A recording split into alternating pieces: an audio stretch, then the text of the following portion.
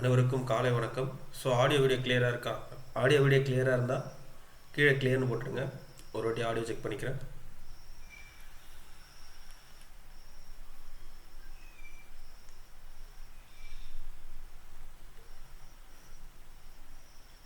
அனைவருக்கும் காலை வணக்கம். ஸோ ஆடியோ வீடியோ கிளியராக இருக்கா?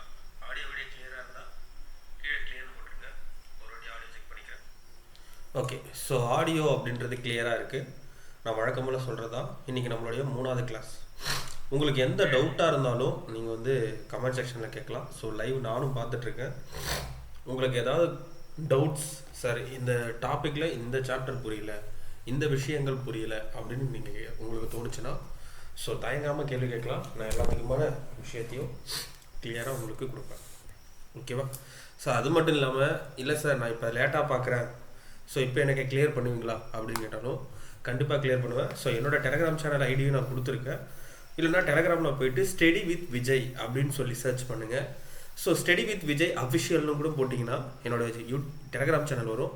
ஸோ அந்த டெலகிராம் சேனல்லையும் நான் உங்களுக்கு டீட்டெயிலாக எல்லா டவுட்டும் கிளாரிஃபை பண்ணுவேன். ஸோ அதனால் டவுட்டு கேட்க தயங்காதீங்க. ஸோ டவுட் வேணால் நீங்கள் தாராளமாக கேட்கலாம். ஓகேவா? சரி, ஸோ இன்றைக்கான கிளாஸ் ஸ்டார்ட் பண்ணிடலாம்.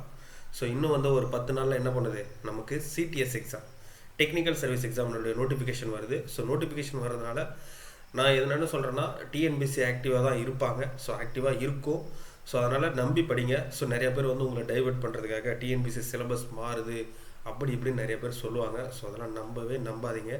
ஏன் நான் அதை சொல்கிறேன்னா, சிலபஸ் மாற்றுறது அப்படின்னா அவங்க போன வருஷமே சொல்லியிருக்கணும். இல்லைனா நோட்டிஃபிகேஷனுக்கு முன்னாடி மினிமம் ஒரு 4 மந்த்துக்கு முன்னாடினாச்சும் அவங்க வந்து சிலபஸ் மாறப்போகுது அப்படின்ற ஒரு விஷயத்த சொல்லணும். ஸோ இப்போ வந்து எல்லோரும் உங்களை டைவெர்ட் பண்ணுறதுக்காக நியூ கவர்னன்ஸ் வந்திருக்கு, ஸோ அதனால் மாற்றுவாங்க அப்படின்னு சொல்லுவாங்க. நம்பாதீங்க. ஸோ நம்மளுடைய சிலபஸ் அப்படின்றது மாறாது. இதே சிலபஸ் தான். சப்போஸ் மாறினாலும் இதிலிருந்து ஒரு 20% இல்லை 10% மட்டும்தான் மாறும், வேறு எதுவும் மாறாது. ஓகேவா? ஆனால் கண்டிப்பாக மாறாது. மாறினா ஒரு 20-30% 30% மட்டும்தான் மாறும். ஸோ பழைய சிலபஸுக்கும் புது சிலபஸுக்கும் வித்தியாசமே அவ்வளோதான். ஓகேவா? சரி, ஓகே. ஸோ நம்மளுடைய கிளாஸை இன்றைக்கி ஸ்டார்ட் பண்ணி தான் நினைக்கிறேன். ஓகேவா? சரி, okay. So good morning to all. So இன்றைக்கி வந்து பார்த்திங்கன்னா சயின்ஸ் கிளாஸ் 3, சயின்ஸ் கிளாஸ் 3வது கிளாஸ். நம்ம இது வரைக்கும் பார்த்தது என்னென்னு கேட்டிங்கன்னா, சயின்ஸில் பயாலஜியில் 2 கிளாஸ் பார்த்தோம். ஓகேவா? ஸோ நான் எல்லாமே உங்களுக்கு ரொம்ப டீப்பாக நடத்திட்டுருக்கேன். நீங்கள் இந்த அளவுக்கு படித்தாலே உங்களுக்கு எந்த எக்ஸாம் கவர் ஆகும்னு கேட்டால், யூபிஎஸ்சி, டிஎன்பிஎஸ்சியோட குரூப் 1, 2, 4, அது இல்லாமல் குரூப் எக்ஸாம்ஸ், அதர் எக்ஸாம்ஸ் இருக்குது பார்த்தீங்களா, 1A, 2A. ஸோ இந்த எக்ஸாம்ஸும் கவர் ஆகும். அது மட்டும் இல்லாமல் டிஎன்எஸ்ஆர்பி, எஸ்ஐ அண்ட் பிசி. ஓகேவா? அதுக்கப்புறம் so TET exam and PO exam. TET எக்ஸாமாக இருந்தால் பேப்பர் 1, பேப்பர் 2 இது 2த்துக்குமே கவர் ஆகும். ஓகேவா? ஸோ நான் எடுக்கக்கூடிய சப்ஜெக்ட் எல்லாமே நீங்கள் நல்லா பார்த்தீங்கன்னா தெரியும். நான் ஹேண்டில் பண்ணக்கூடிய எல்லா விஷயங்களும் உங்களுக்கு இந்த அளவுக்கு எக்ஸாம்ஸை கவர் பண்ணும். ஸோ அதனால் டோன்ட் வரி. நான் கவர் பண்ணக்கூடிய டாபிக்ஸ் இதில் எந்த எக்ஸாம் நீங்கள் படித்தாலும் உங்களுக்கு எல்லாமே கவர் ஆகும். ஸோ அதனால் நான் கொடுக்குற டாபிக் நல்லா தரமாகவும் இருக்கும், ஸ்டாண்டர்டாகவும் இருக்கும். So don't worry. ஓகேவா? நம்பிக்கையோடு படிங்க, கண்டிப்பாக சக்ஸஸ் பண்ணிடலாம் இந்த வாட்டி. ஓகேவா? சரி, இன்றைக்கான கிளாஸ் ஸ்டார்ட் பண்ணிடலாமா?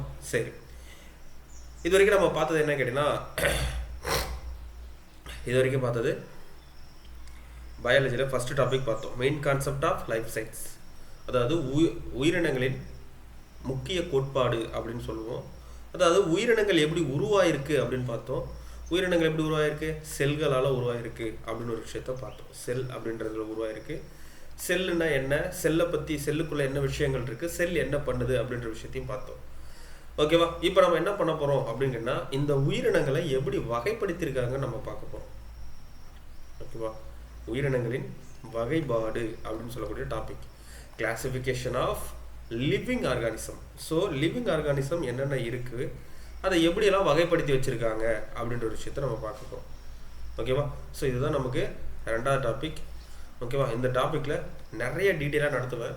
ஸோ உங்களுக்கு வந்து இதில் நிறைய கிளாரிட்டி கிடைக்கும். ஸோ அதனால் பயங்கரமாக நோட் பண்ணி வச்சிங்க. இந்த டாபிக் அப்படின்றது உங்களுக்கு மோர் யூஸ்ஃபுல்லாக இருக்கும். ஓகேவா? சரி, ஓகே. ஃபஸ்ட்டு போயிடலாம். ஸோ ஃபஸ்ட்டு என்ன சொல்கிறாங்கன்னு கேட்டால் பூமி தோன்றி சுமார் 4.6 பில்லியன் வருடங்கள் ஆகிறது அப்படின்னு சொல்கிறாங்க. அப்போ 4.6 பில்லியன் வருஷங்கள் ஆயிடுச்சு. அப்போ பூமியோட வயது என்னப்பா? ஸோ ஏஜ் ஆஃப் எர்த், பூமியின் வயது. பூமியினுடைய வயது என்ன சொல்லணும்? 4.6 பில்லியன். நாம் என்ன சொல்லுவோம்? நீங்கள் எத்தனை வயசு சார் ஆயிருக்கீங்க அப்படின்னு கேட்டால், நான் இப்போ வந்து 28 இயர்ஸ், 29 இயர்ஸ், 30 இயர்ஸ் அப்படின்னு நான் சொல்கிறேன்னா, 30 இயர்ஸ் அப்படின்னா என்னது? நான் வந்து 30 வருஷம் ஆயிடுச்சு. அப்போ பூமி உருவாகி எவ்வளோ வருஷம் ஆகுது? 4.6 பில்லியன் வருஷம் ஆகுது. அப்போ எர்த்தோட ஏஜ் பார்த்தீங்கன்னா 4.6 பில்லியன் அப்படின்றத சொல்லியிருப்பாங்க. இந்த பூமியில் என்ன சார் இருக்குது? இந்த பூமியில் என்ன இருக்குது சார் அப்படின்னு கேட்டிங்கன்னா, இந்த பூமியில் 2 விஷயம் தான் இருக்குது சார். என்ன சார் இருக்குது அப்படின்னு கேட்டிங்கன்னா, ஒன்று உயிருள்ள பொருட்கள், இன்னொன்று உயிரற்ற பொருட்கள். சாரி, ஒன்று உயிருள்ள பொருட்கள், இன்னொன்று சாரி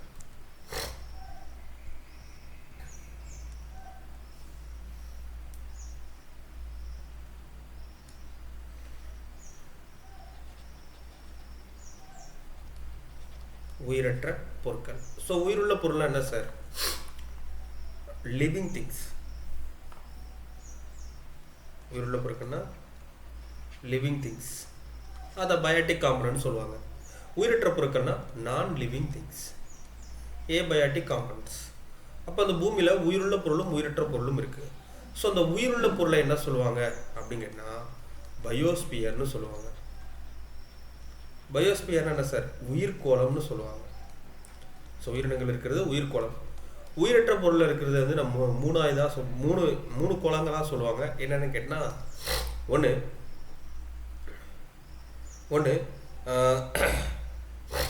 ஃபஸ்ட்டு நீர்கோளம். நீர்கோளம்னா ஹைட்ரோஸ்பியர். ரெண்டாவது காற்று, அட்மாஸ்பியர்.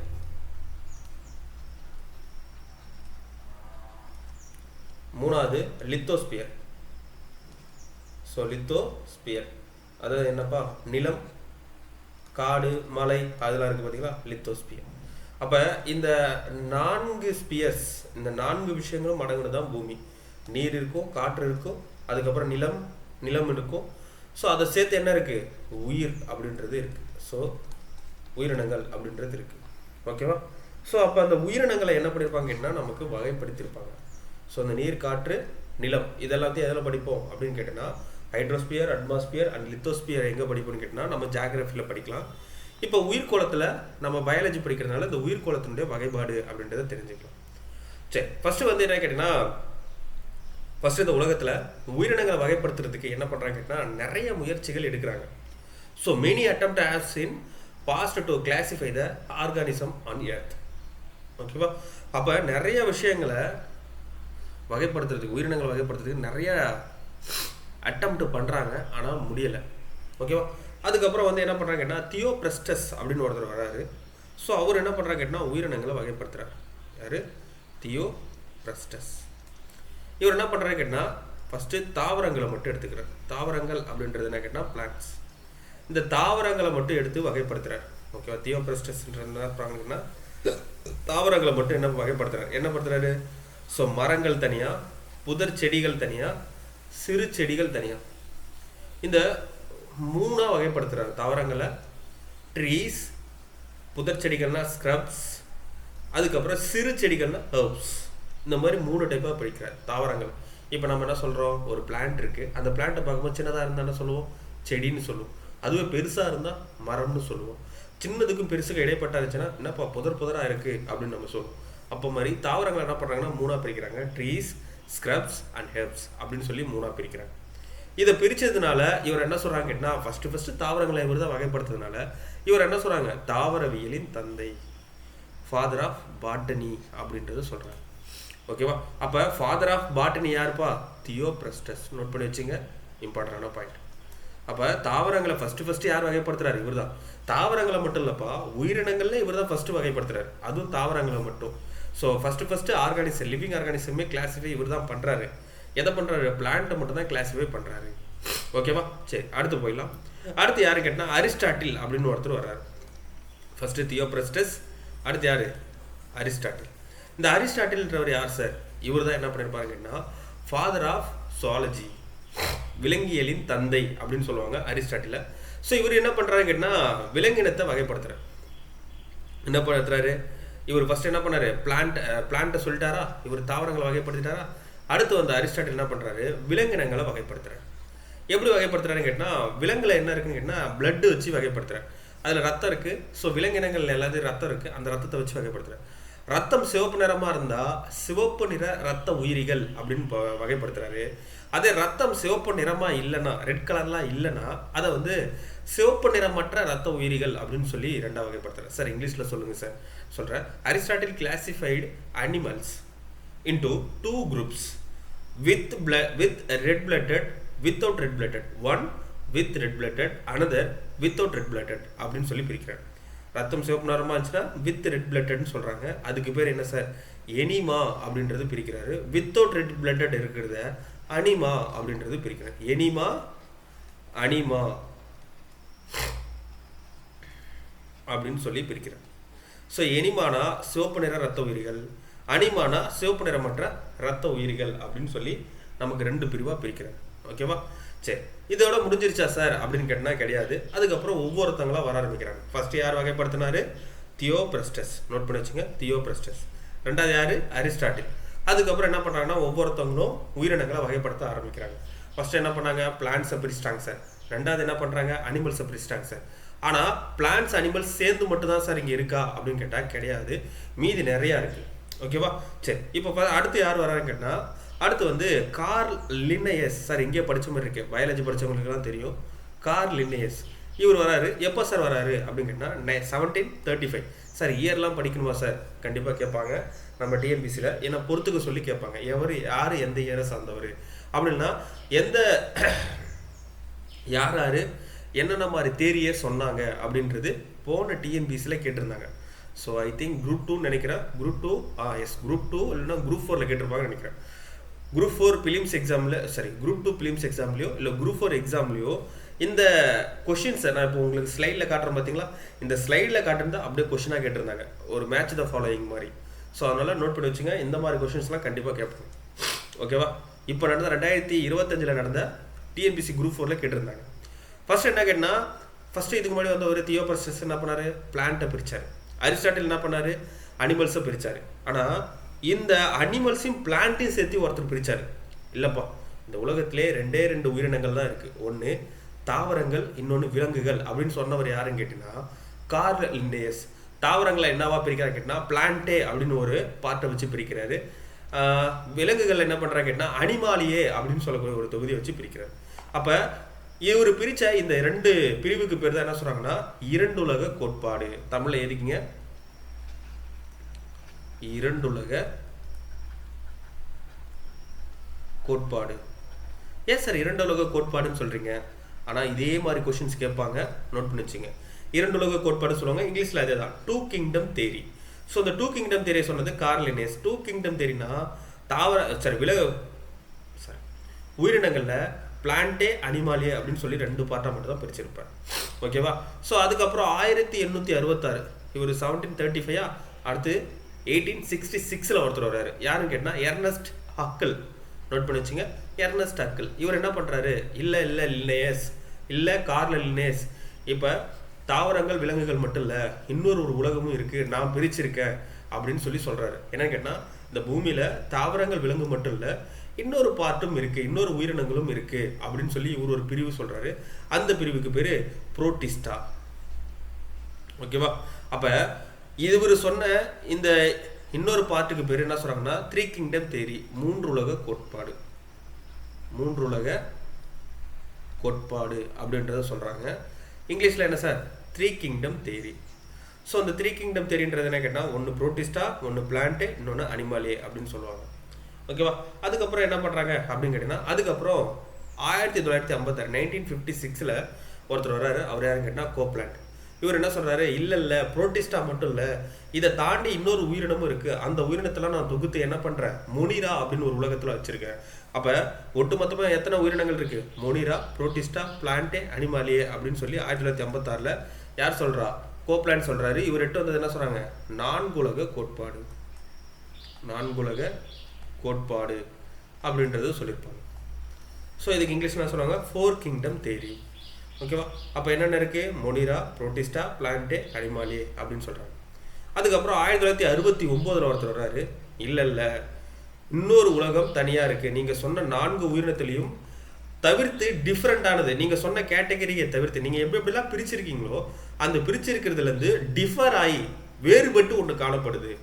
அந்த வேறுபட்டு காணப்படுறது என்ன கேட்டால் பூஞ்சை அப்படின்னு சொல்லி யார் சொல்கிறாரு, ஆர்ஹெச் விட்டேக்கர் சொல்கிறாரு. அப்போ இந்த பூமியில் இருக்கக்கூடிய உயிரினங்கள் 5 வகையாக காணப்படுது. ஒன்று மொனிரான்ற சொல்லக்கூடிய ஒரு கிங்டம் உலகமாகவும், புரோட்டிஸ்டா அப்படின்னு சொல்லக்கூடிய கிங்டம் உலகமாகவும், பூஞ்சைன்னு சொல்லக்கூடிய கிங்டம் பூஞ்சை உலகமாகவும், பிளான்டே தாவர உலகமாகவும், விலங்கு உலகமாகவும், சொந்த மொத்தமாக 5 வகையான உயிரினங்கள் அப்படி காணப்படுது அப்படின்னு சொல்லி யார் சொல்கிறாரு, ஆர்ஹெச் விட்டேக்கர் சொல்கிறாரு. ஸோ இதுக்கு பேர் என்ன சொல்கிறாங்கன்னா 5 உலக கோட்பாடு. நோட் பண்ணிச்சிங்க, 5 உலக கோட்பாடு.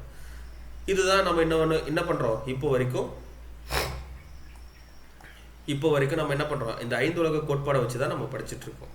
இதுக்கப்புறம் அப்டேட் வெர்ஷன் வந்தாலும் ஆனால் நம்ம 5 உலக கோட்பாடு தான் இன்னி வரைக்கும் நம்பிட்டு இருக்கோம். ஓகேவா? ஸோ அப்போ என்னென்ன இருக்குது, மொனிரான்ற உலகம் இருக்குது, புரோட்டிஸ்டான் இருக்குது, ஃபங்கி இருக்குது, பிளான்டே இருக்குது, அனிமலே இருக்குது. சார் இதெல்லாம் என்ன சார், எனக்கு புரியலையே சார் அப்படின்னு கேட்டால் இதுக்கப்புறம் ஒன்று புரியும்பா. ஸோ நம்ம இப்போ பேசிக்ஸ் தான் பார்த்துட்ருக்கோம். ஸோ இன்ட்ரோ தான் பார்த்துட்ருக்கோம். போக எல்லாமே ஈஸியாக புரியும். ஓகேவா? சரி. ஸோ இதுக்கப்புறம் என்னென்னு கேட்டிங்கன்னா, ஸோ இதுக்கப்புறம் இன்னொரு ஸ்லைடு ஒன்று காமிக்கணும். ஒரு நிமிஷம் இருங்க.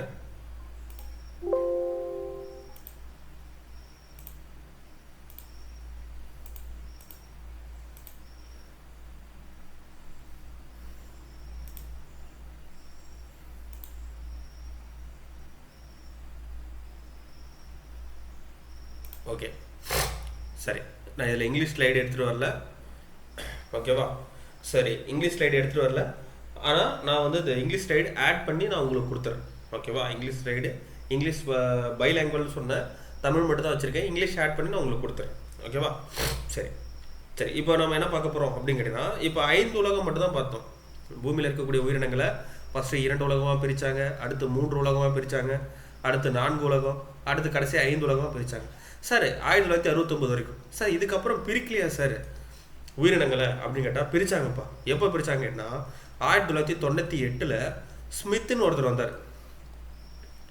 அவர் என்ன பண்ணாரு கேட்டால் உயிரினங்களை 6 உலகமாக பிரிச்சிருக்கார், 6 கிங்டமாக பிரிச்சிருக்கார். எப்படி சார் பிரிச்சிருக்காரு அப்படின்னு கேட்டால், இந்த 5 உலகத்தை நம்ம என்னென்ன சொன்னோம், ஃபஸ்ட்டு மொனிரா, இங்கிலீஷில் அப்படியே எழுதிங்க மொனிரா, அடுத்தது புரோட்டிஸ்டா, அதுக்கப்புறம் 3வது ஃபங்கி பூஞ்சை, 4வது பிளான்டே தாவரங்கள், 5வது விலங்குகள்.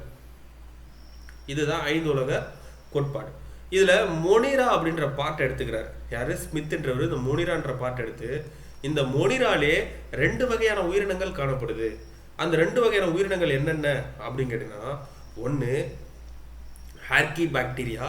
மொனிரா உலகத்தில் முழுக்க பாக்டீரியா மட்டும்தான்ப்பா இருக்கும். ஆனால் அந்த பாக்டீரியாவில் 2 வகை காணப்படுதுன்னு சொல்கிறாரு. ஒன்று ஆர்கி பாக்டீரியா, இன்னொன்று யூ பாக்டீரியா அப்படின்னு சொல்லி 2 விஷயம் காணப்படுது அப்படின்னு சொல்லி யார் சொல்கிறாரு, ஸ்மித்து சொல்கிறாரு. அப்போ RK bacteria 1, you bacteria 2, Protista 3, பூஞ்சை 4, தாவரங்கள் 5, விலங்குகள் 6. ஸோ இதுக்கு பேர் என்ன சொல்கிறாங்க, 6 கிங்டம் தேரி. 6 கிங்டம் தேரி. ஓகேவா? 6 உலக கோட்பாடு. ஸோ அந்த 6 உலக கோட்பாடை பற்றி சொன்னவர் யாருன்னு கேட்பாங்க. ஸோ 6 உலக கோட்பாடை சொன்னவர் யார், ஸ்மித். எப்போ சொல்லியிருப்பார், 1998 சொல்லியிருப்பார். நோட் பண்ணி வச்சுங்க, இம்பார்ட்டண்டான பாயிண்ட். அதுக்கப்புறம் வேறு யாரும் பிரிக்கலையா சார் அப்படின்னு கேட்டிங்கன்னா, எஸ், அதுக்கப்புறம் வந்தவங்க பிரிச்சிருக்காங்க. யாருன்னு கேட்டிங்கன்னா 2015 ருகிரோ அப்படின்ற ஒருத்தர் வர்றாரு. ஓகேவா? ருகிரோ. ஸோ இந்த ருகிரோ அப்படின்றவர் என்ன பண்ணுறாருன்னு கேட்டிங்கன்னா, உயிரினங்களை 7 வகையாக பிரிக்கிறார். எப்படி சார் 7 வகையாக பிரிக்கிறாரு அப்படின்னு கேட்டிங்கன்னா, இப்போ மொனிரா அப்படின்றதுல என்ன பண்ணியிருந்தாங்க, RK bacteria and you bacteria அப்படின்னு பிரிச்சாங்களா? ஆர்கே பாக்டீரியா யூ பாக்டீரியா அப்படின்னு பிரிச்சாங்களா? இப்போ அந்த ருகிரோ அப்படின்றவர் என்ன பண்றாங்கன்னா அடுத்தது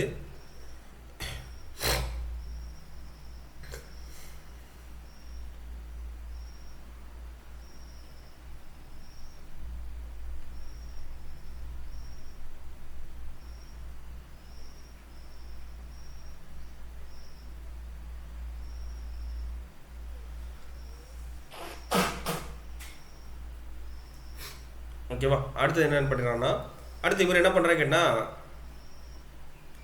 புரோட்டிஸ்டா. ஸோ புரோட்டிஸ்டா அப்படின்றத என்ன பிரிக்கிறாருன்னு கேட்டால் புரோட்டோசோவா அண்ட் குரோமிஸ்டா அப்படின்னு சொல்லி 2 பார்ட்டாக பிரிக்கிறார். அதுக்கப்புறம் என்னது பூஞ்சை இருக்கு, அதுக்கப்புறம் தாவரங்கள் இருக்கு, அதுக்கப்புறம் விலங்குகள் அப்படின்றது இருக்கு. ஓகேவா, ஸோ அப்போ என்ன பண்ணுறான்னு கேட்டீங்கன்னா ருகிரோ அப்படின்றது 7 உலகமாக பிரிக்கிறார். ஸோ ஃபஸ்ட்டு இருக்கக்கூடிய உலகம் வந்து ஆர்கி பாக்டீரியா, ரெண்டாவது யூ பாக்டீரியா, அடுத்து புரோட்டோசோவா, அடுத்தது குரோமிஸ்டா, அதுக்கப்புறம் பூஞ்சை, அதுக்கப்புறம் தாவரங்கள், அதுக்கப்புறம் விலங்குகள். ஓகேவா, ஒட்டுமொத்தமாக எத்தனை பார்ட்டாக பிரிக்கிறாரு? ஸோ 7 கிங்டமாக பிரிக்கிறாரு. இதுக்கு பேர் தான் 7 கிங்டம் தேரி, 7 உலக கோட்பாடு. அப்போ அந்த 7 உலக கோட்பாடை பற்றி சொன்னவர் யார் அப்படின்னு கேட்டால் ருகிரோ அப்படின்றவர் சொல்லியிருப்பார். ஸோ இது வரைக்கும் தான் நமக்கு வகைப்பாடு இருக்குது. ஆனால் 7 உலகமாக வகைப்படுத்தியிருந்தாலும் நாம் எதை பயன்படுத்துகிறோம்? 5 உலக வகைப்பாடை மட்டும்தான் பயன்படுத்துகிறோம். நோட் பண்ணி வச்சுங்க. நம்ம இப்போ படிக்கிறது ஸ்கூல் புக்கில் கொடுத்துருக்க எல்லா விஷயமும் இந்த 5 உலக கோட்பாடை பற்றி மட்டும் தான் நமக்கு டீட்டெயிலாக எக்ஸ்பிளைன் பண்ணுவாங்க. ஸோ அதனால் 5 உலக கோட்பாடை மட்டும் நம்ம தெளிவாக படித்தா போதுமானது. மீதி எதுவுமே நமக்கு வந்து தெளிவான ஒரு முடிவு கிடைக்கல. ஆனால் இதுலேருந்து நமக்கு வினாக்கள் கேட்கலாம் அப்படின்றதுனால நான் உங்களுக்கு இது டீட்டெயிலாகவும் நடத்திட்டேன். ஓகேவா, ஸோ நல்லா நோட் பண்ணி வச்சுங்க. ஸோ பார்த்துங்க, 6 உலக கோட்பாடு, அடுத்து 7 உலக கோட்பாடு. ஓகேவா, அடுத்து போகலாமா? ஸோ அடுத்து போயிடலாம். சரி, இப்போ நம்ம 5 கிங்டம் தேரியை பற்றி தான் படிக்க போகிறோம். 5 உலக கோட்பாட்டில் 5 வகையான உயிரினங்கள் இருக்குன்னு சொன்னோம். ஒன்று முனிரா, இன்னொன்று புரோட்டிஸ்டா, இன்னொன்று பூஞ்சை, இன்னொன்று பிளான்டே, கடைசியாக அனிமாலியா. ஸோ 5 உலகமாக இருக்குது அப்படின்றத நம்ம பார்த்துருக்கோம். ஸோ இதை எப்படி சார் பிரிச்சிருக்காங்க அப்படின்னு கேட்டிங்கன்னா அது ஒவ்வொன்றும் ஒரு கேரக்டர் வைஸ். ஸோ கேரக்டர் சொல்லலாம், இல்லை கிரிட்டீரியா அப்படின்றது சொல்லலாம். என்ன கிரிட்டீரியா சார் அப்படின்னு கேட்டால் ஒரு பண்புகள். இப்போ என்னென்னு கேட்டிங்கன்னா நீங்கள் நிற்கிறீங்க, உங்கள் ஃப்ரெண்ட்ஸ் நிற்கிறாரு, இல்லை உங்கள் ஃப்ரெண்டு நிற்கிறாங்க, இல்லை உங்கள் ஃப்ரெண்ட்ஸில் இருக்கீங்க.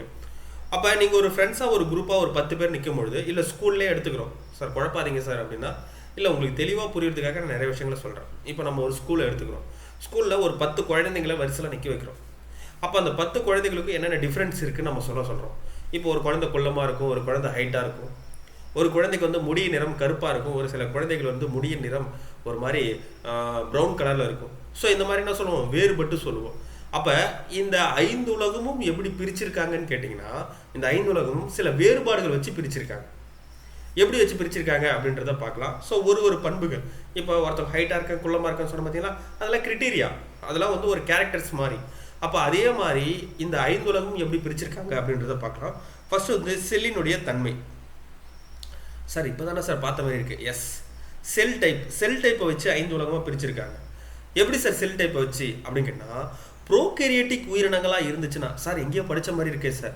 எஸ், ஒன்றுமே இல்லைப்பா, போன கிளாஸில் ப்ரோகேரியட்டிக் யூகேரியட்டிக்னு ஒரு விஷயம் பார்த்தோமா? ஆமாம் சார் பார்த்தேன் சார், நான் ஆனால் பார்க்கல சார், நான் வரல சார், போன கிளாஸ் கவனிக்கல சார் அப்படின்னா நல்லா பாருங்கள்.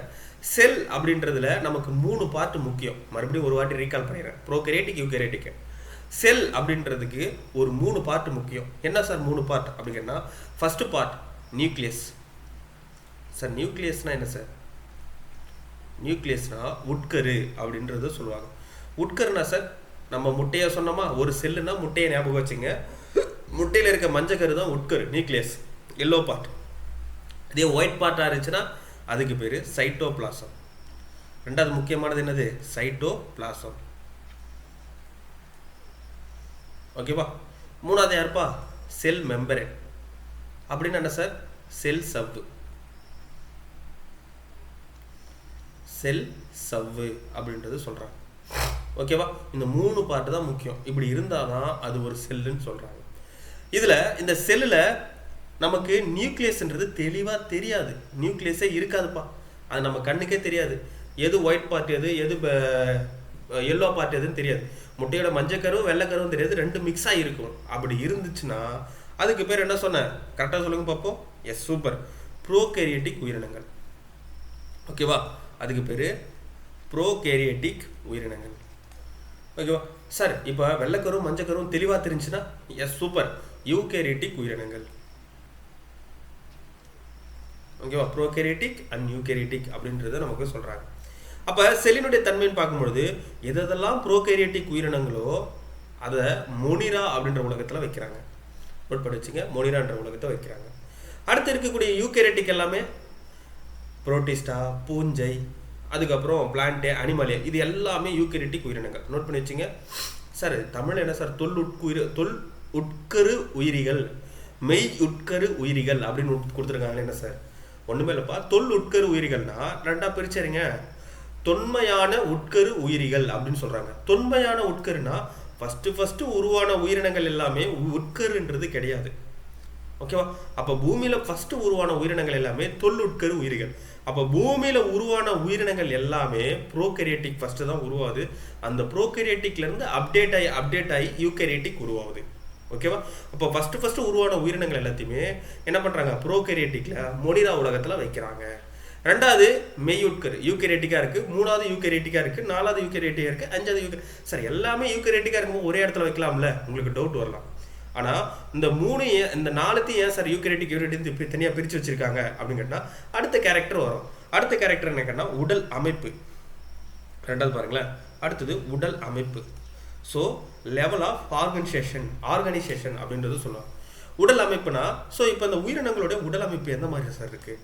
இப்போ மொனிரா அப்படின்ற உலகத்தில் இருக்கக்கூடிய உயிரினங்கள் எல்லாரும் பெரும்பாலும் ஒரு செல் உயிரினங்களாகவே காணப்படுகின்றன அப்படின்றது சொல்கிறாங்க. Mostly unicellular. சார் இப்போ நம்ம இங்கே படித்த மாதிரி இருக்கே சார். எஸ், செல்லுலே நம்ம ரெண்டு வகையாக சொல்லியிருந்தோம். ஒரே ஒரு செல்லை வச்சு வாழ்ந்தா அதுக்கு பேர் யூனிசெல்லுலார். அதே நிறைய செல் 2 or more செல்ஸ் வச்சு வாழ்ந்தா அது மல்டி செல்லுலார். அதாவது ஒரே ஒரு செல்லை மட்டும், ஒரே ஒரு முட்டை இருக்கு பார்த்தியா, அந்த முட்டை மட்டுமே ஒரு உயிரினமாகவே செயல்படும். அந்த ஒரு செல்லு மட்டுமே ஒரு உயிரினமாக காணப்படும். இப்போ நம்ம எப்படி மனிதன் இருக்கும், பாக்டீரியா இருக்கும், பாக்டீரியாலாம் ஒரே ஒரு செல்லு தான், அந்த ஒரு செல்லை வச்சு உயிர் வாழும். அப்போ அதுக்கு பேர் என்ன சொல்கிறாங்க, ஒரு செல் உயிரிகள். அதுக்கு பேர் இங்கிலீஷில் யூனிசெல்லுலார். அதே மாதிரி நிறைய செல் வச்சு வாழ்ந்துச்சுன்னா அது பல செல் உயிரிகள் அப்படின்றத சொல்கிறாங்க. அப்போ மொனிரான்ற உலகத்தில் எல்லாமே என்னது யூனிசெல்லுலாராக இருக்குது. அப்போ யூனிசெல்லுலார் ப்ரோகேரியாட்டிக் உயிரினங்கள்லாம் எங்கே இருக்குன்னு கேள்வி கேட்பாங்க. அப்போ எங்கே இருக்குது, மொனிரா உலகத்தில் இருக்குது. நோட் பண்ணி வச்சுங்க, இதுதான் நமக்கு கொஸ்டின் பாயிண்ட். என்ன சொல்கிறாங்க, ஒரு செல் உயிரிகளை கொண்ட ப்ரோகேரியாட்டிக் உயிரினங்கள் எந்த இடத்துல காணப்படுது, எந்த தொகுதியில் காணப்படும் அப்படின்னு கேட்டால் மொனிரா உலகத்தில் காணப்படும். ஓகேவா, அடுத்து பாருங்களேன், ஒரு செல் உயிரினங்கள் தான் காணப்படுது. அடுத்தது என்ன சொல்கிறாங்க, புரோட்டிஸ்டால இதுவும் யூனிசெல்லுலார் தான், ஆனால் என்னவா இருக்குது, யூகேரியாட்டிக்காக இருக்குது. Note the point. ஸோ இதுதான் முக்கியமான விஷயங்கள். யூனிசெல்லுலாக இருந்து யூகேரியாட்டிக்காக இருந்தால் அது புரோட்டிஸ்டா. அப்போ வகைப்படுதா, ரெண்டாக மாறுதா, ரெண்டு உலகமா? எஸ், இதுதான் முக்கியமான.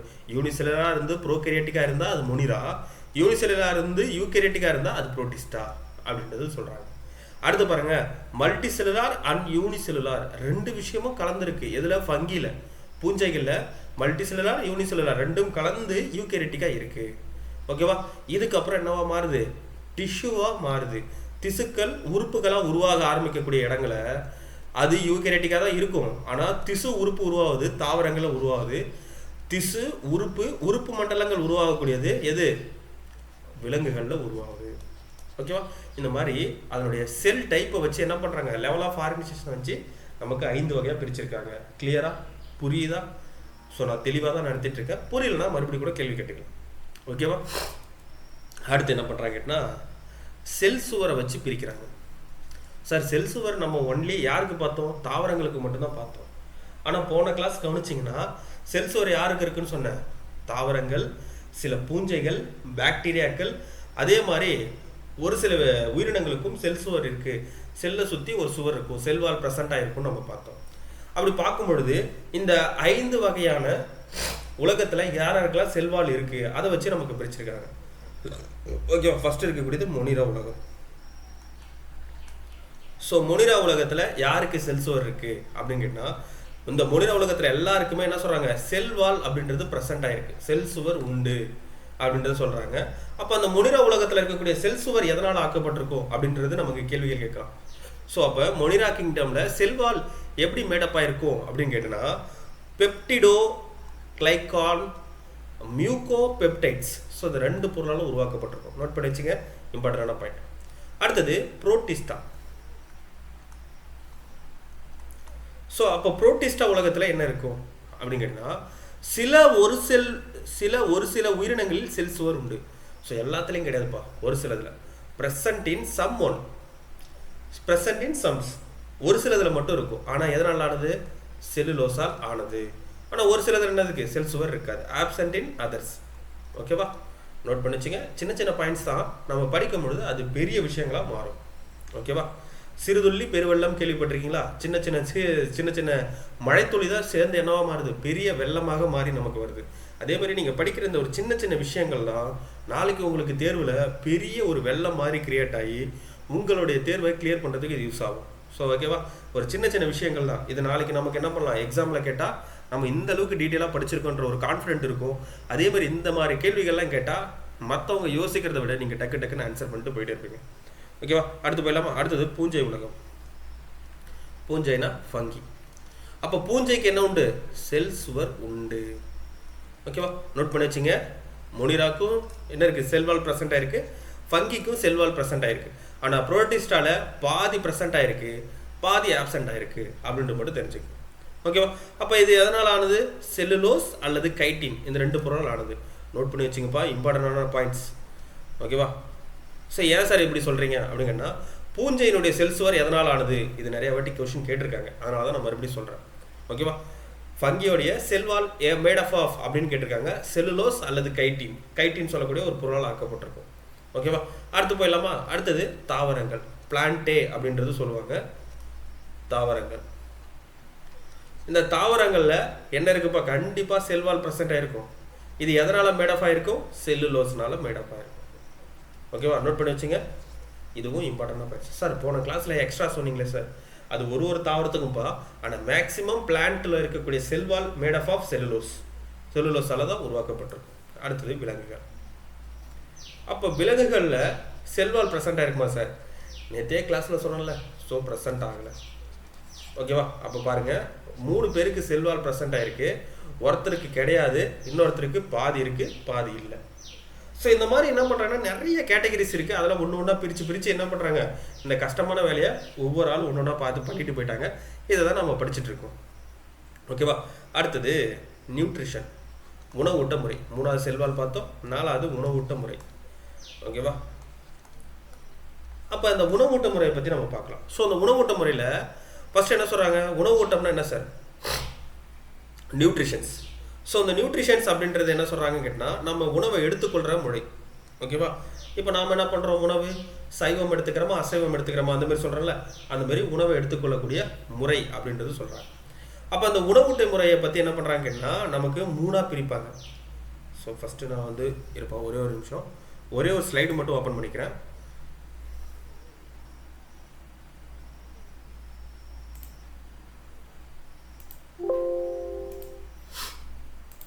ஒரே ஒரு ஸ்லைட் மட்டும் ஓப்பன் பண்ணிக்கிறேன்.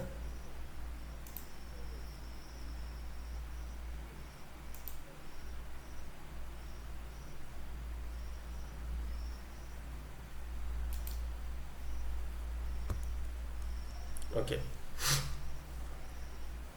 இப்போ கிளியராக இருக்கா? உணவூட்ட முறை. ஸோ உணவூட்ட முறையை என்ன பண்ணுறாங்கன்னா 2ஆக பிரிக்கிறாங்க. ஓகேவா, இது நியூட்ரிஷன் சொல்லுவாங்க. ஸோ இந்த நியூட்ரிஷன்ஸ் என்ன பண்ணுறாங்கன்னா 2ஆக பிரிக்கிறாங்க. ஒன்று தற்சார்பு ஊட்ட உயிர்கள், இன்னொன்று பிறச்சார்பு ஊட்ட உயிர்கள். அது என்ன தற்சார்பு சார் அப்படின்னு கேட்டால், தனக்கு தேவையான உணவை தானே தயாரித்து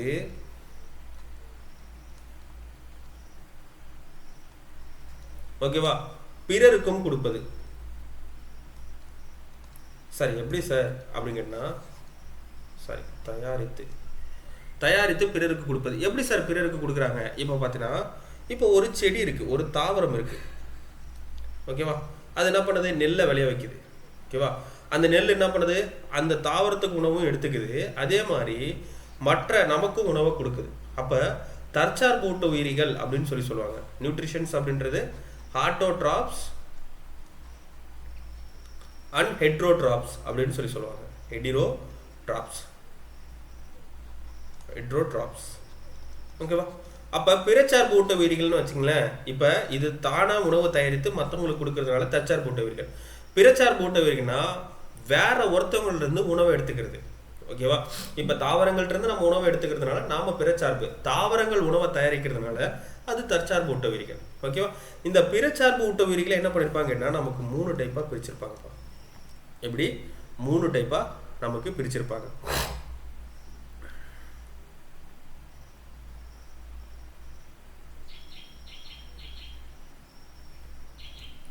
ஓகேவா? ஸோ என்னென்னு கேட்டிங்கன்னா, 1 ஒட்டுண்ணி, 2வது சாருண்ணி, அதுக்கப்புறம்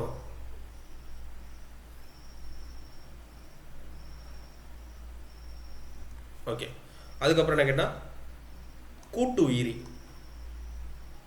ஓகேவா? ஒட்டுண்ணி அப்படின்றது என்ன சொல்கிறாங்கன்னா சாப்ரோபைட்டிக். இங்கே பார்த்தீங்கன்னா தெரியும், சாப்ரோபைட்டிக் அப்படின்றது சொல்லியிருப்பாங்க. ஒட்டுண்ணின்றது சாப்ரோபைட்டிக். சாருண்ணின்றது பேராசிட்டிக். கூட்டுயிரி என்னன்னா பயாட்டிக், ஓகேவா? ஸோ இந்த மாதிரி 3 டைப்பாக நமக்கு பிரிச்சிருப்பாங்க. அப்போ பிறச்சார்பு ஊட்டுயிரி, பிற எடுத்துக்கிட்டு இருந்து சாப்பாடு எடுத்துக்கிறது என்ன பண்ணுறாங்க? 3 டைப்பாக பிரிக்கிறாங்க. ஒட்டுண்ணினா என்ன சொல்கிறாங்க அப்படின்னு கேட்டால், இப்போ யார் உணவை வச்சுருக்காங்களோ அவங்க மேலே ஒட்டிக்கிட்டு அப்படியே சாப்பிடும், ஓகேவா? எப்படின்னு கேட்டிங்கன்னா, இப்போ வந்து நம்ம தலையில் எடுத்துக்கிறோம். தலையில் என்ன இருக்குது? பெயின் இருக்குது. பெயின் என்ன பண்ணுது? தலையில் நம்ம ஒட்டிக்கிட்டு நம்ம உடம்புல இருக்கக்கூடியதை அப்படியே உறிஞ்சி சாப்பிடுதா? அப்போ நம்ம தலையில் ஒட்டிக்கிட்டு நம்ம உடம்புல இருக்கக்கூடிய பிளட்டை தான் பெயின் சாப்பிடுது. அப்போ அதுக்கு தேவையான உணவு நம்ம பிளட்டு. அப்போ அதுக்கு தேவையான உணவை நம்ம உடம்போட ஒட்டிக்கிட்டு எடுத்து சாப்பிட்றதுக்கு பேர் ஒட்டுண்ணி, ஓகேவா? அடுத்தது சாருண்ணி அப்படின்றது சொல்லுவாங்க, பேராசிட்டிக். அப்போ சாருண்ணின்னு என்ன சொல்கிறாங்க கேட்டால், அது ஒரு சாறு ஒன்று வச்சுருக்கோம்ப்பா, ஒரு லிக்விட் மாதிரி ஒரு விஷயத்தை வச்சுருக்கோம், இல்லை செத்துப்போன விலங்கோ ஏதாவது ஒன்று இருக்குன்னு வச்சுங்களேன். அது மேலே அந்த சாரை தெளித்து அதை மக்கினதுக்கப்புறம் அதில் இருக்கக்கூடிய உணவுப் பொருளை எடுத்து சாப்பிடும். இப்போ எக்ஸாம்பிள் பார்த்தோன்னா செத்துப்போன விலங்கு. இப்போ செத்துப்போன விலங்கு எடுத்து நம்ம வெளியில் ஏதோ ஒரு மண்ணில் போடுறோன்னு வச்சுங்களேன். அந்த மண்ணில் என்ன பண்ணும்? அழுகும். அது எப்படி அழுகுது? அங்கே இருக்கக்கூடிய பூச்சிகள் இருக்கும். அந்த பூச்சிகள் அந்த இறந்த விலங்கு மேலே ஒரு சில சாறுகளை தெளிக்கும். அப்படி தெளிக்கும் பொழுது அது என்ன பண்ணும்? அப்படியே மக்க செஞ்சு அதில் இருக்கக்கூடிய உணவுப் பொருளை எடுத்து சாப்பிட்டுட்டு உயிர் வாழக்கூடியது சாருண்ணி. அதுக்கு பேர் பேராசிட்டிஸ் அப்படின்றது சொல்கிறாங்க. அடுத்தது கூட்டுயிரி வாழ்க்கை முறை. அந்த கூட்டுயிரி வாழ்க்கை முறைன்றது என்ன கேட்டிங்கன்னா, இப்போ ஒரு தாவரம் வளருதுன்னு வச்சிங்களேன், அது கூட இன்னொரு ஒரு பொருளும் சேர்ந்து வளரும். இப்போ பார்த்தீங்கன்னா, இப்போ பனைமரத்திலேயே ஒரு ஆலமரம் வளரும். எப்படி சார் வளருது அப்படிங்கன்னா, இந்த பனைமரம் தயாரிக்கக்கூடிய உணவுப் பொருளை எடுத்துக்கிட்டு இந்த ஆலமரம் வளரும். இந்த 2 உயிரினங்களும் ஒரே இடத்துல வாழும். இந்த மாதிரி வாழக்கூடியது என்ன சொல்கிறாங்கன்னா கூட்டுயிரி அப்படின்றத சொல்கிறாங்க. சிம்பயாட்டிக் அப்படின்றது சொல்லியிருப்பாங்க, ஓகேவா? இதுதான் ஒட்டுமொத்தமாக உணவூட்ட முறை, நியூட்ரிஷன் சொல்லியிருப்பாங்க. சார் இது எதில் சார் படிப்போம் அப்படின்னு கேட்டால் என்விரான்மெண்டலில் படிப்போம். ஸோ இந்த என்விரான்மெண்டலில் படிக்கிறதுக்கு முன்னாடி நான் உங்களுக்கு இப்போயே சொல்லிட்டேன், சுற்றுச்சூழலில் நீங்கள் படிக்கிறதுக்கு முன்னாடி நான் இப்போவே சொல்லிட்டேன், ஓகேவா? கிளியரா? ஸோ இந்த மாதிரி இருக்கக்கூடியது இதுதான் உணவூட்ட முறை வகைகள். இப்போ என்னென்னு கேட்டிங்கன்னா, மொனிரா உலகத்தில் என்னென்ன மாதிரி உணவூட்ட முறைகள்லாம் இருக்குது, என்னென்ன நியூட்ரிஷன்லாம் இருக்குது அப்படின்னு கேட்டால், பெரும்பாலும் தற்சார்பு ஊட்ட உயிரிகள். தற்சார்பு ஊட்ட உயிரிகள்னா ஆட்டோட்ராஃபிக், ஓகேவா? அதுக்கப்புறம் ஹெட்ரோட்ராஃபிக் இருக்குது, ஓகேவா? பேராசிட்டிக்ஸ் அண்ட் சாப்ரோபைட்டிக்ஸும் இருக்குது அப்படின்றத சொல்கிறாங்க. தற்சார்பு ஊட்ட உயிரி இருக்குது, சார்பு ஊட்ட உயிரின்னு சொல்லலாம், இல்லை பிறச்சார்பு ஊட்ட உயிரி அப்படின்னு சொல்லலாம், ஓகேவா? ஒட்டுண்ணி அண்ட் சாருண்ணி அப்படின்றது இருக்குது அப்படின்றது சொல்கிறாங்க, ஓகேவா? அடுத்து போயிடலாம். சாரி, இதில் ஒரே ஒரு கரெக்ஷன்ப்பா. என்னன்னு கேட்டிங்கன்னா, ஒட்டுண்ணின்றது பேராசிட்டிஸ், சாருண்ணின்றது சாப்ரோபைட்டிஸ். ஸோ இது மட்டும் மாற்றி இது பண்ணிக்கங்க, ஓகேவா? சின்ன கரெக்ஷன் மட்டும் தான். அடுத்து என்ன கேட்டால், புரோட்டிஸ்டா உலகத்தில் எல்லாமே என்ன சொல்கிறாங்க? தற்சார்பு ஊட்ட உயிரி. தற்சார்பு ஊட்ட உயிரினா நம்ம பின்னாடி படிப்போமா ஆட்டோட்ராப்ஸ் எப்படின்னு கேட்டால், தனக்கு தேவையான உணவை தானே தயாரிக்கிறது. எப்படி தயாரிக்கிறது? ஃபோட்டோசிந்தசிஸ் மூலிமா, ஒளிச்சேர்க்கை மூலியமாக தயாரிக்கும் அப்படின்றத நம்ம பார்க்கலாம். அடுத்து என்ன கேட்டால், அடுத்து சார்பூட்ட உயிரி. அடுத்தது பூஞ்சைகள் எல்லாமே என்ன சொல்கிறாங்க, நமக்கு பிறதை சார்ந்து இருக்கக்கூடியது. ஹெட்ரோட்ராபிக் அப்படின்றத கொடுத்துருப்பாங்க. ஹெட்ரோட்ராபிக். ஆட்டோட்ராஃபிக்காக இருக்கக்கூடியது யாருப்பா? எஸ், புரோட்டிஸ்டா இருக்குது. அடுத்து பார்த்தீங்கன்னா ஃபங்கி எல்லாமே ஹெட்ரோட்ராபிக், ஒட்டுணியாவும் சாரணியாவும் இருக்குது. ஓகேவா? அடுத்து தாவரங்கள் எல்லாமே ஆட்டோட்ராஃபிக், அது விலங்குகள் எல்லாமே ஹெட்ரோட்ராஃபிக். ஓகேவா? ஸோ இந்த மாதிரி நமக்கு உணவு முறை பிரிச்சிருப்பாங்க. அடுத்து போயிடலாம். அடுத்து என்ன கேட்டால் மொட்டிலிட்டி. ஸோ மொட்டிலிட்டி அப்படின்றது என்ன சார் அப்படின்னு கேட்டால், இடப்பெயர்ச்சி அடையும் திறன். மொபிலிட்டி அப்படின்றது இடப்பெயர்ச்சி. இடப்பெயர்ச்சினா என்ன சார் அப்படின்னு கேட்டிங்கன்னா, ஒரு பிளேஸ்லேருந்து இன்னொரு பிளேஸுக்கு ட்ராவல் ஆகிறது. அப்படி ஃபஸ்ட் இருக்கக்கூடிய மொனிரா உலகத்தில் இடப்பெயர்ச்சி ஆகுமா அப்படின்னு கேட்டால், சிலது இடப்பெயர்ச்சி ஆகும், சிலது ஆகாது. மோட்டில் அண்ட் நான் மோட்டில் அப்படின்றது மொனிரா உலகத்தில் இருக்குது. அடுத்தது புரோட்டிஸ்டா உலகத்தில் மோட்டிலாகவும் இருக்கும், நான் மோட்டிலாகவும் இருக்கும். ஆனால் ஃபங்கீஸில் பார்த்தீங்கன்னா என்ன சொல்கிறாங்க, நான் மோட்டில், இடப்பெயர்ச்சி ஆகாது. அதே தாவரங்கள் என்ன பண்ணுது, மோஸ்ட்லி நான் மோட்டில், எந்த தாவரமும் இடப்பெயர்ச்சி அடையாது. ஏன்னா தாவரம் இங்கேருந்து அங்கேருந்து நகருதா, எதுவுமே நகரல. கார்ட்டூனில் வேணால் ஒரு இடத்துலேருந்து இன்னொரு இடத்துக்கு போகிறது நம்ம பார்த்துருக்கோம், ஆனால் இதில் போகாது. ஆனால் விலங்குகள் என்ன பண்ணுவோம், ஒரு இடத்துலேருந்து இன்னொரு இடத்துக்கு நகரும். So mostly motile. ஓகேவா? சரி, அடுத்தது இதுக்கான எக்ஸாம்பிள், மொனிரா உலகத்துக்கான எடுத்துக்காட்டான விஷயங்கள். அடுத்தது புரோட்டிஸ்டாக்கு, அதுக்கப்புறம் பூஞ்சைக்கு, அதுக்கப்புறம் தாவரங்கள், அதுக்கப்புறம் விலங்குகள். ஓகேவா? கிளியரா? ஸ்லைட் மாறிச்சோம். ஓகேவா? தாவரங்கள், விலங்குகள்.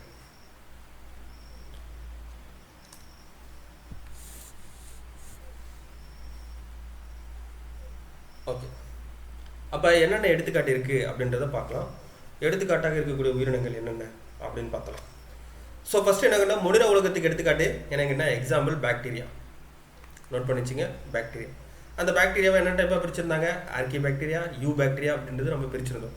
அதை தாண்டி cyanobacteria, actinomycetes, mycoplasma. So இது எல்லாமே எந்த உலகத்தை சார்ந்தது, மொனிரா உலகத்தை சார்ந்தது.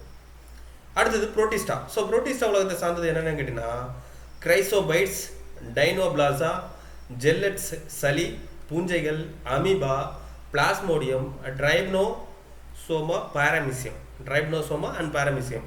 சார் என்ன சார் வார்த்தையை வாயிலே நுழைய மாட்டேது சார், இதெல்லாம் படிக்கணுமா சார் அப்படின்னு கேட்டால், ஒன்றும் இல்லைப்பா, பார்க்க தான் கஷ்டமாக இருக்கும், ஆனால் எல்லாமே நீங்கள் திருப்ப படித்தா ரொம்ப ரொம்ப ஈஸி. ஓகேவா? சரி, பார்க்கலாமா என்னென்ன இருக்குது. கிரைசோபைட்ஸ், டைனோபிளாசா, அதுக்கப்புறம் ஜெல்லட்ஸ், டைனோபிளாசா ஜெல்லட்ஸ், அதுக்கப்புறம் என்ன சொல்கிறாங்க, so euglenoids, slime moulds, amoeba, plasmodium, trypanosoma, அதுக்கப்புறம் பாரமீசியம். சார் இது எதில் சார் ஞாபகம் வச்சுக்கிறது அப்படின்னு கேட்டால், இங்கே பாருங்களேன், இங்கிலீஷில் பாருங்கள். ஸோ இங்கிலீஷில் பார்த்துங்க, நல்லா பார்த்துங்க. Protista, sorry Protista. ஸோ அந்த புரோட்டிஸ்டாவில் இதை மட்டும் பார்த்துங்க, அமீபா, பாரமீசியம். ஓகேவா? Amoeba, பாரமீசியம், ட்ரைப்னோசோமா, plasmodium. இது எல்லாமே எதில் வருது, புரோட்டிஸ்டாக்கு எக்ஸாம்பிள். ஏன்னா கொஸ்டின் கேட்பாங்க, கீழ்கண்டவற்றில் எது ஒளி வேதிச்சார் அப்படின்னா என்ன சார்? ஒரு நிமிஷம் இருங்க, ஒரு டவுட் கேட்டிருக்காங்க. ஒளிச்சார்பு, வேதிச்சார்பு. சரி, ஓகே. ஸோ நமக்கு வந்து ஒரு விஷயம், நம்ம ஸ்டூடெண்ட் ஒருத்தர் டவுட்டு கேட்டிருக்காரு. ஸோ அந்த டவுட்டை நம்ம இப்போ கிளாரிஃபை பண்ணிட்டு போயிடலாம். ஏன்னா எந்த இடத்துல டவுட் வருதோ அந்த இடத்துல டவுட்டை கிளியர் பண்ணால் தான் நம்ம அடுத்து மூவ் பண்ண முடியும். ஓகேவா?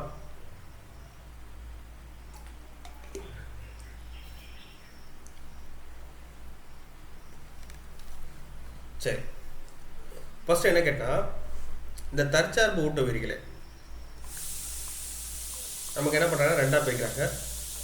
ஒளிச்சார்பு, வேதிச்சார்புன்னு பிரிக்கிறாங்க. அது என்ன சார் ஒளிச்சார்பு, வேதிச்சார்பு அப்படின்னு கேட்டால், ஒளின்னா சன்லைட். ஓகேவா? இப்போ தற்சார்பு ஊட்ட உயிரிகள் என்ன பண்ணும், ஒளிச்சேர்க்கை பண்ணும். அப்போ ஒளிச்சேர்க்கைன்றது இங்கிலீஷில் என்ன சொல்கிறாங்க, ஃபோட்டோசிந்தசிஸ். ஃபோட்டோசிந்தசிஸ். அப்போ ஃபோட்டோசிந்தசிஸ்னால் என்ன சார் அப்படின்னு ஒரு கேள்வி வரும். நம்ம போன கிளாஸில் நடத்தியிருக்கோம், இருந்தாலும் உங்களுக்கு இன்னொரு வாட்டி எக்ஸ்பிளைன் பண்ணுறதுக்கு நான் கடமைப்பட்டிருக்கேன். அப்போ ஒளிச்சார்பு அப்படின்றது என்னென்ன சொல்கிறாங்கன்னு கேட்டிங்கன்னா, நம்ம தாவரங்களுக்கு என்ன கொடுக்குறோம்? நீர். அதுக்கப்புறம் தாவரங்கள் என்ன எடுத்துக்குது? Carbon di oxide. அதுக்கப்புறம் சூரிய ஒளி. ஓகேவா? கார்பன் டை ஆக்சைடு, சூரிய ஒளி. அப்போ சூரிய ஒளியோட முன்னிலையில் அது என்னவா மாறும்? குளுக்கோஸாக மாறும். ஸோ குளுக்கோஸ் ப்ளஸ் ஆக்சிஜன் நமக்கு கிடைக்கும். கரெக்டாக? எஸ். இதுக்கு பேர் தான் என்ன சொல்கிறாங்க? இந்த உணவு தயாரிக்கிறது. இதுக்கு பேர் தான் ஃபோட்டோசிந்தசிஸ் அப்படின்னு சொல்கிறாங்க. இப்போ இதில் சூரிய ஒளியினுடைய முன்னிலை தான் நடக்குது. ஓகேவா? இந்த மாதிரி சூரிய ஒளியோட முன்னிலை நடந்தால் அதுக்கு பேர் ஒளிச்சார்பு. அப்போ சூரிய ஒளி இல்லாமலேயே ஃபோட்டோசிந்தசிஸ் நடக்குது, அதுக்கு பேர் வேதிச்சார்பு. அது எப்படி சார் நடக்குது அப்படின்னு கேட்டிங்கன்னா, அதில் குளுக்கோஸ் என்னவா மாறும் அப்படின்னு கேட்டிங்கன்னா எத்தனாலாக மாறும். ஓகேவா? அப்போ என்ன சொல்கிறாங்க? இதுக்கு பேர் வேதிச்சார்பு. ஓகேவா? ஸோ இந்த மாதிரி நிறைய விஷயங்களை நம்ம போக போக ஒன்று ஒன்றா பார்க்கலாம். ஓகேவா? சரி, அடுத்தது ஃபங்கிக்கு எக்ஸாம்பிள் என்ன கேட்டிங்கன்னா ஈஸ்ட், மஷ்ரூம் அண்ட் மோல்ஸ். ஓகேவா? ஈஸ்ட்டுகள், காளான்கள் மற்றும் இதர பூஞ்சைகள் அப்படின்றது சொல்லியிருப்பாங்க. ஓகேவா? அடுத்து என்ன இது?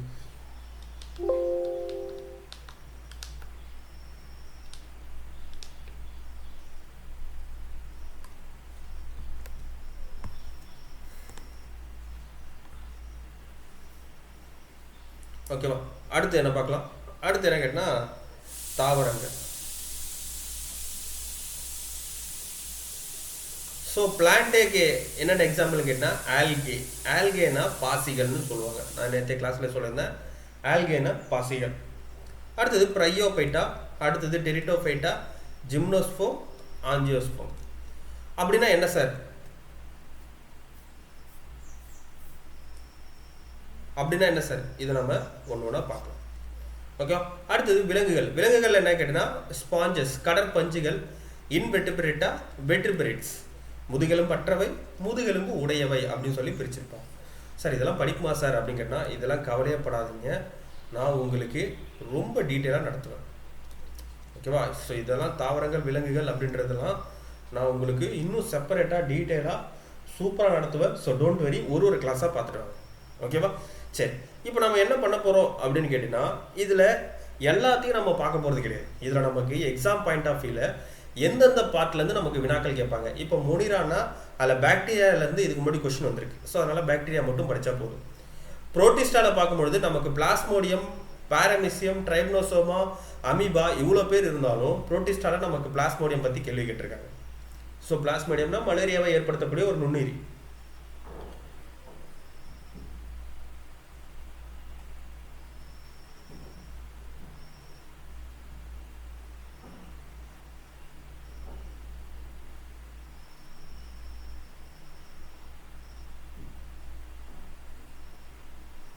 ஓகேவா?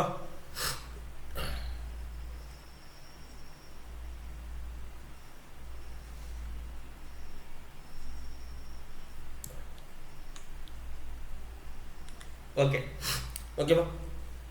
அப்போ இதில் தேவையான விஷயங்களை மட்டும் நம்ம தொடர்ச்சியாக பார்த்துட்டே இருக்கலாம். ஓகேவா? நமக்கு எக்ஸாம் பாயிண்ட் ஆஃப் வியூவில் எந்தெந்த டாப்பிக்லேருந்து கொஸ்டின் கேட்குறாங்களோ அதை மட்டும் பார்க்கலாம். ஸோ ஒரு டவுட் கேட்டிருக்கீங்க. ஸோ அந்த டவுட்டை நான் வந்து கடைசியாக கிளியர் பண்ணுறேன் உங்களுக்கு. ஏன்னா இன்னும் ஒரு ½ hour இருக்குது. ஸோ அந்த ½ hourல இன்னும் நிறையா விஷயங்கள் நான் உங்கள்கிட்ட ஷேர் பண்ணணும். நான் ஷேர் பண்ணிவிட்டு உங்களுக்கு கடைசியாக அதை நான் கண்டிப்பாக சொல்கிறேன். ஸோ டோன்ட் வெரி, வெயிட் பண்ணுங்கள். ஓகேவா? ஸோ பாக்டீரியாவின் மயிர்கற்கள். ஸோ ஃபஸ்ட்டு என்ன பார்க்க போகிறோம்னா பாக்டீரியா பற்றி பார்க்க போகிறோம். ஓகேவா? ஸோ பாக்டீரியா பற்றி படிக்கிற ஒரு பிரிவுக்கு பேர் பாக்டீரியல். நோட் பண்ணி வச்சுங்க. பாக்டீரியா பற்றி படிக்கிறதுக்கு பேர் என்ன சொல்கிறாங்க? பாக்டீரியாலஜி அப்படின்றது சொல்லியிருப்பாங்க. ஓகேவா? ஸோ நோட் பண்ணி வச்சுங்க. பாக்டீரியாலஜி, பாக்டீரியா இயல் இல்லைன்னா பாக்டீரியாலஜி. இங்கே பாருங்கள், கீழே கூட கொடுத்துருப்பாங்க. Bacteriology, the study of bacteria is called bacteriology. கிளியரா? சரி, ஃபஸ்ட்டு பாக்டீரியம் என்ற சொல்ல அறிமுகப்படுத்தியவர் யார்? ஸோ பாக்டீரியா அப்படின்னு சொல்லக்கூடிய வேர்டை காயின் பண்ணவர் யாருன்னு கேட்பாங்க. யாருன்னு கேட்டால் 1879 சிஜி ஹெரன்பர்க் அப்படின்றவர் தான் பாக்டீரியான்ற வேர்டை காயின் பண்ணுறாரு. நோட் பண்ணி வச்சுக்கோங்க, ரொம்ப ரொம்ப முக்கியமான விஷயம். அடுத்தது கிராம் சாயமற்ற முறையை அறிமுகப்படுத்தினவர் யாருன்னு கேட்பாங்க. So gram staining method.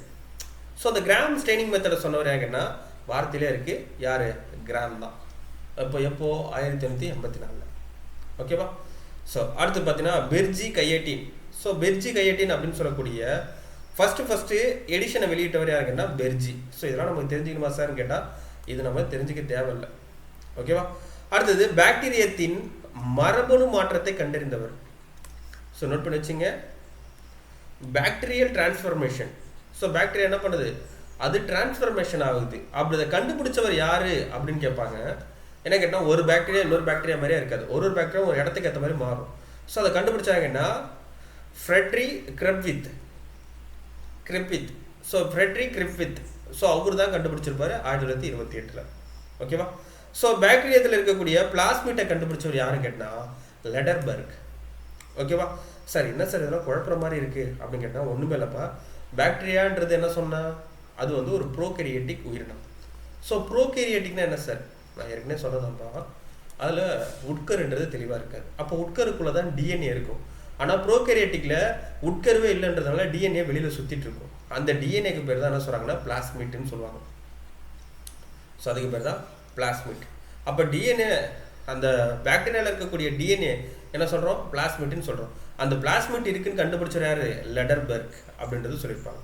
அதுக்குள்ளே தான் என்ன இருக்குது, நமக்கு ஜீன்ன்றது இருக்குது. அந்த ஜீன் தான் என்ன பண்ணுது, ஒரு உயிருக்கு ஏற்ற மாதிரி மாறுது. அதுதான் டிரான்ஸ்ஃபர்மேஷன் சொல்லுவாங்க. அந்த டிரான்ஸ்ஃபர்மேஷனை கண்டுபிடிச்சாங்கன்னா கிரிஃபித். ஓகேவா. ஸோ இது மட்டும் தெரிஞ்சுக்கிட்டா போதும், ரொம்பலாம் தெரிய படிக்கணும்னு அவசியம் இல்லை. ஓகேவா. சரி, அடுத்தது என்ன கேட்டால் இந்த பாக்டீரியாவை ஃபஸ்ட்டு கண்டுபிடிச்சவர் யார் சார். இப்போ வரைக்கும் நீங்கள் என்ன சொன்னீங்க, பாக்டீரியாவுக்கு பேர் கொடுத்தவர் யார், அது ஸ்ட்ரெயினிங் மெத்தட் சொன்னவர் யார், பாக்டீரியாவில் இருக்கக்கூடிய ஜெனட்டிக்ஸ் யார், பாக்டீரியா இருக்கக்கூடிய டிஎன்ஏ கண்டுபிடிச்சவர் யார் அப்படின்னு மட்டும் தான் சொன்னீங்க. ஆனால் பாக்டீரியாவை கண்டுபிடிச்சவர் யாருன்னு சொல்லவே இல்லையே அப்படின்னு கேட்டால், ஸோ ஃபஸ்ட்டு பாக்டீரியாவை கண்டுபிடிச்சவர் யாருன்னு கேட்டிங்கன்னா ஆண்டன் ஃபான் லூவன்ஹாக். எப்போ 1676. நோட் பண்ணி வச்சுங்க, இம்பார்ட்டண்டான பாயிண்ட். பாக்டீரியாவை ஃபஸ்ட்டு டிஸ்கவர் யாருன்னு கேட்டால் ஆண்டன் வான் லூவன்ஹாக் 1676 கண்டுபிடிச்சிருப்பார். ஓகேவா. அதை ஃபஸ்ட்டு எதில் கண்டுபிடிச்சிருப்பாரு, மைக்ரோஸ்கோப்பில் கண்டுபிடிச்சிருப்பாரு. ஆனால் அதுக்கு பேர் என்ன வச்சிருப்பாரு, பாக்டீரியாலாம் வச்சிருக்க மாட்டார், அனிமல் கியூல்ஸ் அப்படின்னு வச்சிருப்பார். சார் இது எங்கேயோ படித்த மாதிரி இருக்கே சார், போன கிளாஸில் படிச்சிருப்பீங்க. ஓகேவா. அனிமல் கியூல்ஸ் அப்படின்னு சொல்லி பேர் வச்சிருப்பார்.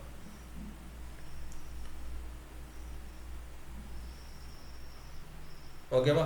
ஸோ அடுத்து போகலாமா. எஸ், அடுத்து போகலாம்னு நினைக்கிறேன். அடுத்து பாக்டீரியங்கள் அப்படின்றது என்ன கேட்டோம்னா இது எல்லாமே ப்ரோகேரியட்டிக். ஓகேவா. நியூக்ளியஸ்ன்றது இருக்காது. No true nucleus or without nucleus, இல்லை வித்தவுட் நியூக்ளி அப்படின்றது சொல்லியிருப்பாங்க. அடுத்து பாருங்களேன், அடுத்து ஒரு இம்பார்ட்டண்டான பாயிண்ட். பூமியின் மீது முதலில் தோன்றிய வாழும் உயிரினமாக கருதப்படுகிறது. அப்போ அந்த பூமியிலே ஃபஸ்ட்டு எது உருவானுச்சு, பாக்டீரியா தான். நோட் பண்ணி வச்சுங்க, இம்பார்ட்டண்டான point. They consider to be the first living organism on earth அப்படின்றத நமக்கு இங்கே சொல்லியிருக்காங்க. ஓகேவா. பூமியில் உருவான முதல் உயிரினம் அப்படின்றது சொல்லியிருக்காங்க. இது எதுக்கு கீழே வச்சுருக்காங்க, மொனிரா உலகத்துக்கு கீழே வச்சுருக்காங்க அப்படின்றத பற்றிருக்கோம். பாக்டீரியா பற்றி படிக்கிறது பாக்டீரியாலஜி. ஓகேவா. ஸோ நோட் பண்ணியாச்சா. அடுத்து என்ன கேட்டால் பாக்டீரியாவோட சைஸ் எவ்வளோ இருக்கும் அப்படின்னு கேட்டால் 1 மைக்ரோமீட்டர்லேருந்து 5 மைக்ரோமீட்டர் வரைக்கும் இதனுடைய சைஸ்ன்றது இருக்கும். ஓகேவா. Bacteria ranges from 1 meter to 5 micrometer அப்படின்றது சொல்கிறாங்க. அடுத்தது சுவாசத்தின் அடிப்படையில் 2 வகைப்படும் அப்படின்றது சொல்கிறாங்க. பாக்டீரியாவை என்ன பண்ணுறாங்கன்னு கேட்டால் பாக்டீரியாவில் ரெஸ்பிரியேஷன் நடக்குது. அந்த ரெஸ்பிரியேஷன் பேஸில் 2 டைப்பாக பாக்டீரியாவை பிரிக்கிறாங்க. ஒன்று காற்று சுவாச பாக்டீரியா, இன்னொன்று காற்றில்லா சுவாச பாக்டீரியா அப்படின்றது பிரிக்கிறாங்க. காற்றுனா அதில் சுவாசத்துக்கு காற்று பயன்படும். இப்போ நான் வந்து சுவாசிக்கிறேன், மூச்சை உள்ளே இழுத்து வெளியிடுறேன், அப்போ காற்று உள்ளே போயிட்டு வெளியில் வருது. இந்த மாதிரி பாக்டீரியாவில் ஏர் உள்ளே போயிட்டு வெளியில் வந்துச்சுன்னா அதுக்கு பேர் காற்று சுவாச பாக்டீரியா. இங்கிலீஷில் சார் ஏரோபிக் பாக்டீரியா. அதே நான் காற்றே இல்லாமல் உயிர் வாழ்கிறேன் அப்படின்னா அதுக்கு காற்றில்லா சுவாச பாக்டீரியா. ஓகேவா. அதுக்கு anaerobic bacteria, does not require the oxygen இல்லாமல் இருக்கக்கூடியது. ஓகேவா. அடுத்தது வந்து பார்க்கலாம். அடுத்து என்ன பண்ணுறாங்கன்னா செல்லினுடைய அமைப்பு, பாக்டீரியாவுடைய செல் ஸ்ட்ரக்சர் என்னென்ன அப்படின்றது நம்ம பார்க்கலாம். அப்போ பாக்டீரியாவோட செல் ஸ்ட்ரக்சர் அப்படின்னு பார்க்கும்பொழுது பாக்டீரியாவுக்கு என்ன இருக்கு, செல் சுவர் அப்படின்றது காணப்படுது. ஸோ பாக்டீரியா இதுதான், இந்த பாக்டீரியாவில் இது இருக்குது பார்த்தீங்களா, இதுதான் செல் சுவர். இது ஃபுல்லாக இருக்கும். ஓகேவா. So bacteria outer covering now as செல் வால். ஓகேவா. Outer covering is now as செல் வால் அப்படின்றது சொல்கிறாங்க. அதே மாதிரி இதில் என்ன சொல்கிறாங்க, உட்கருன்றது இதில் கிடையவே கிடையாது. ஓகேவா. சைட்டோபிளாஸ்டில் பிளாஸ்மிட் என்று அழைக்கப்படும் கூடுதல் குரோமோசோமில் டிஎன்ஏக்கள் காணப்படுகின்றன. நான் சொன்ன பார்த்தீங்களா, பிளாஸ்மிட்னா என்ன சொன்னேன், அதில் டிஎன்ஏ இருக்கிறதுக்கு பேர் தான் பிளாஸ்மிட். ஓகேவா? ஸோ இங்கே பார்த்தீங்கன்னா தெரியும், extra chromosomal DNA is called plasmid present in cytoplasm. எங்கே ப்ரெசென்ட் ஆயிருக்கு? சைட்டோபிளாஸ்டில் ப்ரெசென்ட் ஆயிருக்கு அப்படின்றத பார்க்கலாம். அதே மாதிரி நம்ம நேற்று பார்த்தோம் ரிபோசோம் 70S 80Sன்னு பார்த்தோம். அந்த 70S ரிபோசோம் எங்கே இருக்குது? பாக்டீரியாஸில் இருக்குது அப்படின்றத நம்ம பார்க்கலாம். அதை தாண்டி வேறு என்னென்னலாம் இதில் செல் ஆர்கனல்ஸ் இருக்குன்னு கேட்டால் மைட்டோகாண்ட்ரியா இருக்குது, கோல்கி பாடிஸ் இருக்குது, எண்டோபிளாஸ்மிக் ரெட்டிகுலம் அப்படின்றது இருக்குது. ஓகேவா? அது மட்டும் இல்லாமல் இதை சுற்றி வந்து ஒரு முடி மாதிரி இருக்குது பார்த்தீங்களா, இதுக்கு பேர் என்ன சொல்கிறாங்கன்னா கசை இழைன்னு சொல்கிறாங்க. இங்கிலீஷில் என்ன சார், இதுக்கு பேர் ஃப்ளாஜெல்லா அப்படின்றது சொல்லுவாங்க. இதுக்கு எதுக்கு யூஸ் ஆகுதுன்னு கேட்டால் லொக்கமோஷன்னா மோட்டில்னு பார்த்தோம்ல, அதுதான் ஒரு இடத்துலேருந்து இன்னொரு இடத்துக்கு நகர்றது இந்த கசை இழை மூலயமா தான் நகருது அப்படின்றத நமக்கு சொல்லியிருப்பாங்க. ஓகேவா? அடுத்து போயிடலாம். இந்த பாக்டீரியாங்களுடைய பண்புகள் கேரக்டரிஸ் என்னென்ன அப்படின்றத நம்ம பார்த்தோம். ஓகேவா? ஸோ இதனுடைய செல் சுவர் எதனால் ஆனது, பாக்டீரியாத்தினுடைய செல் சுவர் எதனால் ஆனது அப்படிங்கன்னா பாலிசாக்ரட்டிஸ் அண்ட் புரோட்டீன்ஸ் ரெண்டும் சேர்ந்து உருவாயிருக்கும் அப்படின்றது நமக்கு சொல்லியிருக்காங்க. நோட் பண்ணி வச்சுங்க, இம்பார்ட்டன்டான பாயிண்ட். ஓகேவா? ஸோ பெரும்பாலான பாக்டீரியாக்கள் பச்சையம் காணப்படுவதில்லை. பச்சையம்னா கிரீன் பிக்மெண்ட், போன கிளாஸில் சொன்னேன். அந்த கிரீன் பிக்மெண்ட் தான் ஃபோட்டோசிந்தசிஸ்க்கு யூஸ் ஆகக்கூடியது. அந்த கிரீன் பிக்மெண்ட்டோடைய வேலை என்னன்னு கேட்டிங்கன்னா அப்சர்வ் த சன்லைட், சூரிய ஒளியை ஈர்க்கக்கூடிய தன்மை கொண்டது அந்த பச்சையம். ஓகேவா? அப்போ அந்த பாக்டீரியாக்களை பச்சையங்கள் காணப்படுவதில்லை. எனவே இவை சார்பூட்ட முறையை சார்ந்தவை. அப்போ எதெல்லாம் ஹெட்ரோட்ராபிக்ஸாக காணப்படுது? ஓகேவா? ஸோ மோஸ்ட்லி லேக் த குளோரோஃபில்ன்றது லேக் இல்லைன்னு சொல்கிறாங்க. Hence they are heterotrophic. So chlorophyll இல்லாததுனால அது ஹெட்ரோட்ராபிக்ஸாக மாறி இருக்கு. ஸோ எதெல்லாம் ஹெட்ரோட்ராபிக்ஸ் அப்படின்னு கேட்டால் விப்ரியோ காலரே. சார் இது எங்கேயோ பார்த்த மாதிரி இருக்கு. விப்ரியோ காலரேன்றது பாக்டீரியா, அதுதான் என்ன பண்ணும், காலரா நோயை ஏற்படுத்தும். ஓகேவா? காலரா நோயை ஏற்படுத்தக்கூடிய பாக்டீரியா யார்? விப்ரியோ காலரே. அது எந்த வகையை சார்ந்தது? சார்பூட்ட முறையை சார்ந்த ஒரு பாக்டீரியா. ஓகேவா? சில பாக்டீரியாக்களில் பச்சையம் அப்படின்றது காணப்படுகிறது.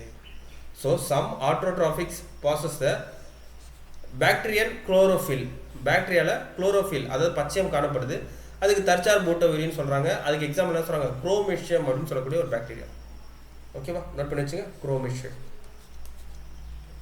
கண்டிப்பாக டீட்டெயிலாக இருக்குன்னு நினைக்கிறேன் கிளாஸஸ், ஏன்னா ரொம்ப டீட்டெயிலாக நடத்திட்டு இருக்கேன். ஏன்னா 11th 12th புக். ஓகேவா?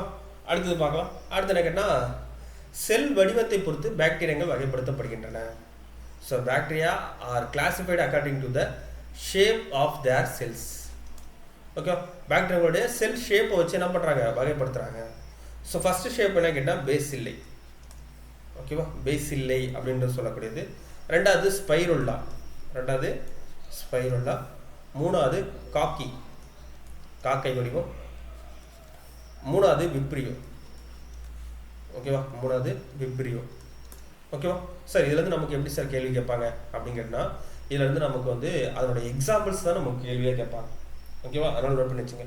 ஃபஸ்ட்டு பேசில்லை அப்படின்றது என்ன கேட்டால் ராட் ஷேப்பில் இருக்கும். அது என்ன சார் ராட் ஷேப்பு? இங்கே பார்த்தீங்கன்னா கோல் வடிவம், குச்சி மாதிரி தான், அதனால் கோல் வடிவம், ராட் ஷேப்டு. இதுக்கான எக்ஸாம்பிள் என்ன கேட்டால் பேசிலஸ் ஆந்த்ராசிஸ். ஓகேவா? ஆந்த்ராசிஸ்ன்றது நமக்கு என்ன சொல்கிறாங்க, அந்த மாடுகளில் நோய் வரும் பார்த்தீங்களா, ஆந்த்ராக்ஸ் நோய், அந்த நோயை ஏற்படுத்தக்கூடிய பாக்டீரியா தான் பேசிலஸ் ஆந்த்ராசிஸ். இந்த பாக்டீரியா எந்த டைப்பில் இருக்குது, ராடு ஷேப்பில் இருக்குது. அடுத்தது என்ன கேட்டால் ஸ்பைருல்லா அப்படின்னு சொல்கிறாங்க. இது சுருள் வடிவத்தில் இருக்கும். இதுதான் ஸ்பைருல்லா. இது சுருள் வடிவம் இருக்கும். சுருள் வடிவம்னா ஸ்பைரல் ஷேப். ஸோ இதுக்கு வந்து என்ன பாக்டீரியா எக்ஸாம்பிள் கேட்டால் ஹெலிகோபாக்டர் பைரோலி அப்படின்னு சொல்லக்கூடிய பாக்டீரியா இந்த ஸ்பைருல்லா டைப்பில் இருக்கும். அப்போ ஹெலிகோபாக்டர் பைரோலி அப்படின்னு சொல்லக்கூடிய பாக்டீரியா என்ன பண்ணு கேட்டால் நமக்கு வயிற்று வலியை ஏற்படுத்தக்கூடிய ஒரு பாக்டீரியா. ஓகேவா? அடுத்து வந்து காக்கி அப்படின்றது கோலை அல்லது பந்து வடிவத்தில் இருக்கக்கூடிய ஒரு பாக்டீரியா. ஸோ காக்கின்றது spherical and ball shaped bacteria அப்படின்றத சொல்கிறாங்க. ஸோ இது என்ன பண்ணுறதுன்னு கேட்டிங்கன்னா சில நேரத்தில் ஒட்டி கொள்ளும். ஸோ ஒரு சில நேரத்தில் என்ன கேட்டால் சங்கிலி வடிவத்தில் இருக்கும், இல்லை கொத்து கொத்தாகவும் காணப்படும். ஓகேவா? ஸோ ஃபஸ்ட்டு என்ன சொல்கிறாங்க அப்படின்னு கேட்டால் ஒட்டி கொள்றதுக்கு பேர். ஓகேவா? Stick together. ஸோ ஸ்டிக் பண்ணி பேர் மாதிரி காணப்படும். அதுக்கு எக்ஸாம்பிள் கேட்டால் டிப்ளோகாக்கஸ்ன்ற பாக்டீரியா ஏதாவது ஒரு பொருள் மேலே ஒட்டிக்கிட்டு அது ரெண்டும் பேர் மாதிரியே காணப்படும் அப்படின்றது சொல்கிறாங்க. அடுத்து இந்த காக்கி வடிவத்திலேயே சங்கிலி மாதிரியே ஒரு சில பாக்டீரியா இருக்கும். அந்த பாக்டீரியா கேட்டால் ஸ்ட்ரெப்டோகாக்கஸ். ஓகேவா? அடுத்தது கொத்து கொத்தாக காணப்படும். அதுக்கு பேர் ஸ்டெபைலோகாக்கஸ். ஓகேவா? ஸ்டெபைலோகாக்கஸ் கொத்து கொத்தாக இருந்துச்சுன்னா, இங்கே பாருங்களேன், செயின் மாதிரி இருந்துச்சுன்னா ஸ்ட்ரெப்டோகாக்கஸ், பஞ்சஸ் மாதிரி இருந்துன்னா ஸ்டெபைலோகாக்கஸ். ஸ்டெஃபைலோகாக்கஸ். ஓகேவா? ஸ்டிக்கு மாதிரி இருந்துச்சுன்னா டிப்ளோகாக்கஸ். ஓகே, ஸ்டிக்குன்னா ஒட்டிக்கிறது. அடுத்தது விப்ரியோ. ஸோ இது வந்து எனக்கு என்ன, காமா ஷேப்பில் இருக்கக்கூடிய ஒரு bacteria. So comma shape bacteria. இப்போ இந்த மாதிரி கமா போடுறல, இந்த கமா ஷேப்பில் இருக்கக்கூடியது இங்கே பார்த்தீங்கன்னா தெரியுது தான் விப்ரியோ. ஓகேவா? இதுக்கு என்ன எக்ஸாம்பிள் கேட்டால் விப்ரியோ காலரா. இதுதான் என்ன, கால நோய் ஏற்படுத்தக்கூடிய பாக்டீரியா. இது என்ன கிடையாது, பிறச்சார் பாக்டீரியாவும் இருக்குது, இது காமா வடிவத்துலையும் இருக்குது அப்படின்றத நமக்கு சொல்லியிருப்பாங்க. ஓகே, ஓகேவா? சரி. ஸோ அடுத்து போகலாமா? ஸோ அடுத்து என்ன கேட்டால், இப்போ இந்த பாக்டீரியாவை என்ன பண்ணுறாங்க கேட்டால் இன்னொரு டைப்லையும் பிரிக்கிறாங்க. ஸோ கிளாஸஸ் புரியுதாப்பா? தூக்கம் வருதா? யாருக்காச்சும் தூக்கம் வருதா?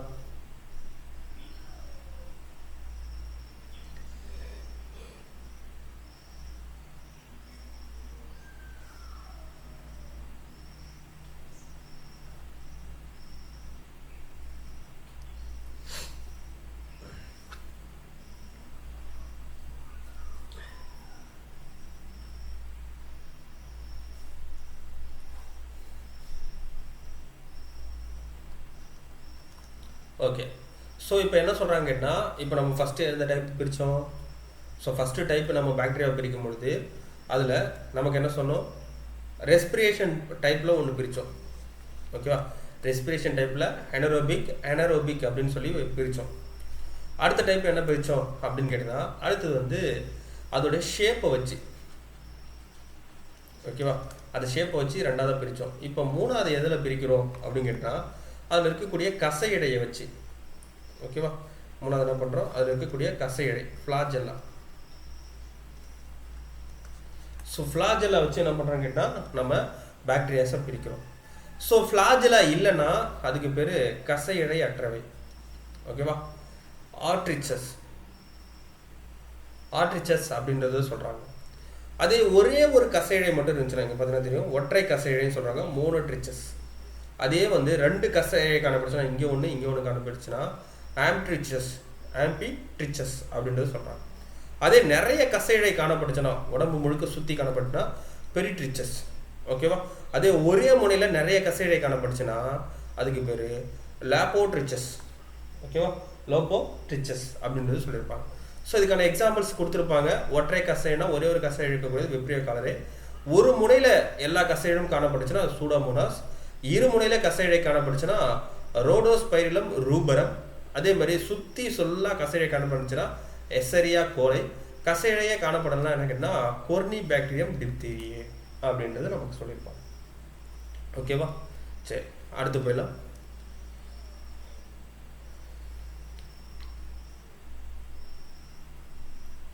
ஓகே. ஸோ இதெல்லாம் நீங்கள் வந்து லைட்டாக படிச்சிங்க. ஓகேவா? அடுத்தது என்ன பண்ணுறோன்னா பூஞ்சைக்கு போயிடலாம். அடுத்தது ஃபங்கி. ஓகேவா? புரோட்டிஸ்டாவில் நம்ம இது இப்போ எதுவும் பார்க்கல. நம்ம வந்து டிசீஸ் அப்படின்னு ஒரு டாப்பிக்கில் நம்ம புரோட்டிஸ்டாவை பற்றி பார்க்கலாம். இப்போ நம்ம ஃபங்கிஸ் பற்றி பார்க்கலாம். ஸோ பூஞ்சை அப்படின்றது என்ன கேட்டால், இது வந்து யூக்கரேட்டிக் வகையை சார்ந்தது. So group of eukaryotic organism. இதில் குளோரோஃபில் இருக்குமான்னு கேட்டால், இதில் குளோரோஃபில் இருக்காது. இதில் பச்சையம் அப்படின்றது காணப்படாது. ஓகேவா? அதே மாதிரி பச்சையம் இல்லாதனால ஒளியற்ற சூழலில் வாழ்கின்றன. நோட் பண்ணி வச்சுங்க. So grow in a dark environment அப்படின்றது சொல்லியிருப்பாங்க. ஓகேவா? இதுக்கான எக்ஸாம்பிள் என்ன கேட்டால், இந்த ஃபங்கிஸ் அப்படின்றது என்ன கேட்டால் ரெண்டு டைப்பில் காணப்படுது. யூனிசெல்லுலாராகவும் இருக்குது, அதே மாதிரி மல்டி செல்லுலாராகவும் இருக்குது. அப்போ யூனிசெல்லுலாராக காணப்படக்கூடிய ஃபங்கி என்ன கேட்டால் ஈஸ்ட். மல்டி செல்லுலாராக காணப்படக்கூடிய ஃபங்கி என்ன கேட்டால் பெனிசிலியம். ஓகேவா? அதாவது ஒரே ஒரு செல்லை வச்சுக்கிட்டு வாழக்கூடிய பூஞ்சைக்கு பேர் நமக்கு ஈஸ்ட்டு.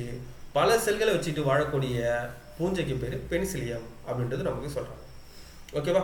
சரி, அடுத்து என்ன போகலாம். அடுத்து என்ன கேட்டால், பூஞ்சையை பற்றி படிக்கிற ஒரு பிரிவுக்கு பேர் என்ன சொல்கிறாங்க, மைக்காலஜி. நோட் பண்ணி வச்சுங்க, இம்பார்ட்டண்டான point. Study of the fungi is called mycology. பூஞ்சையை பற்றி படிக்கக்கூடிய ஒரு பிரிவுக்கு பேர் மைக்காலஜி அப்படின்றத சொல்கிறாங்க.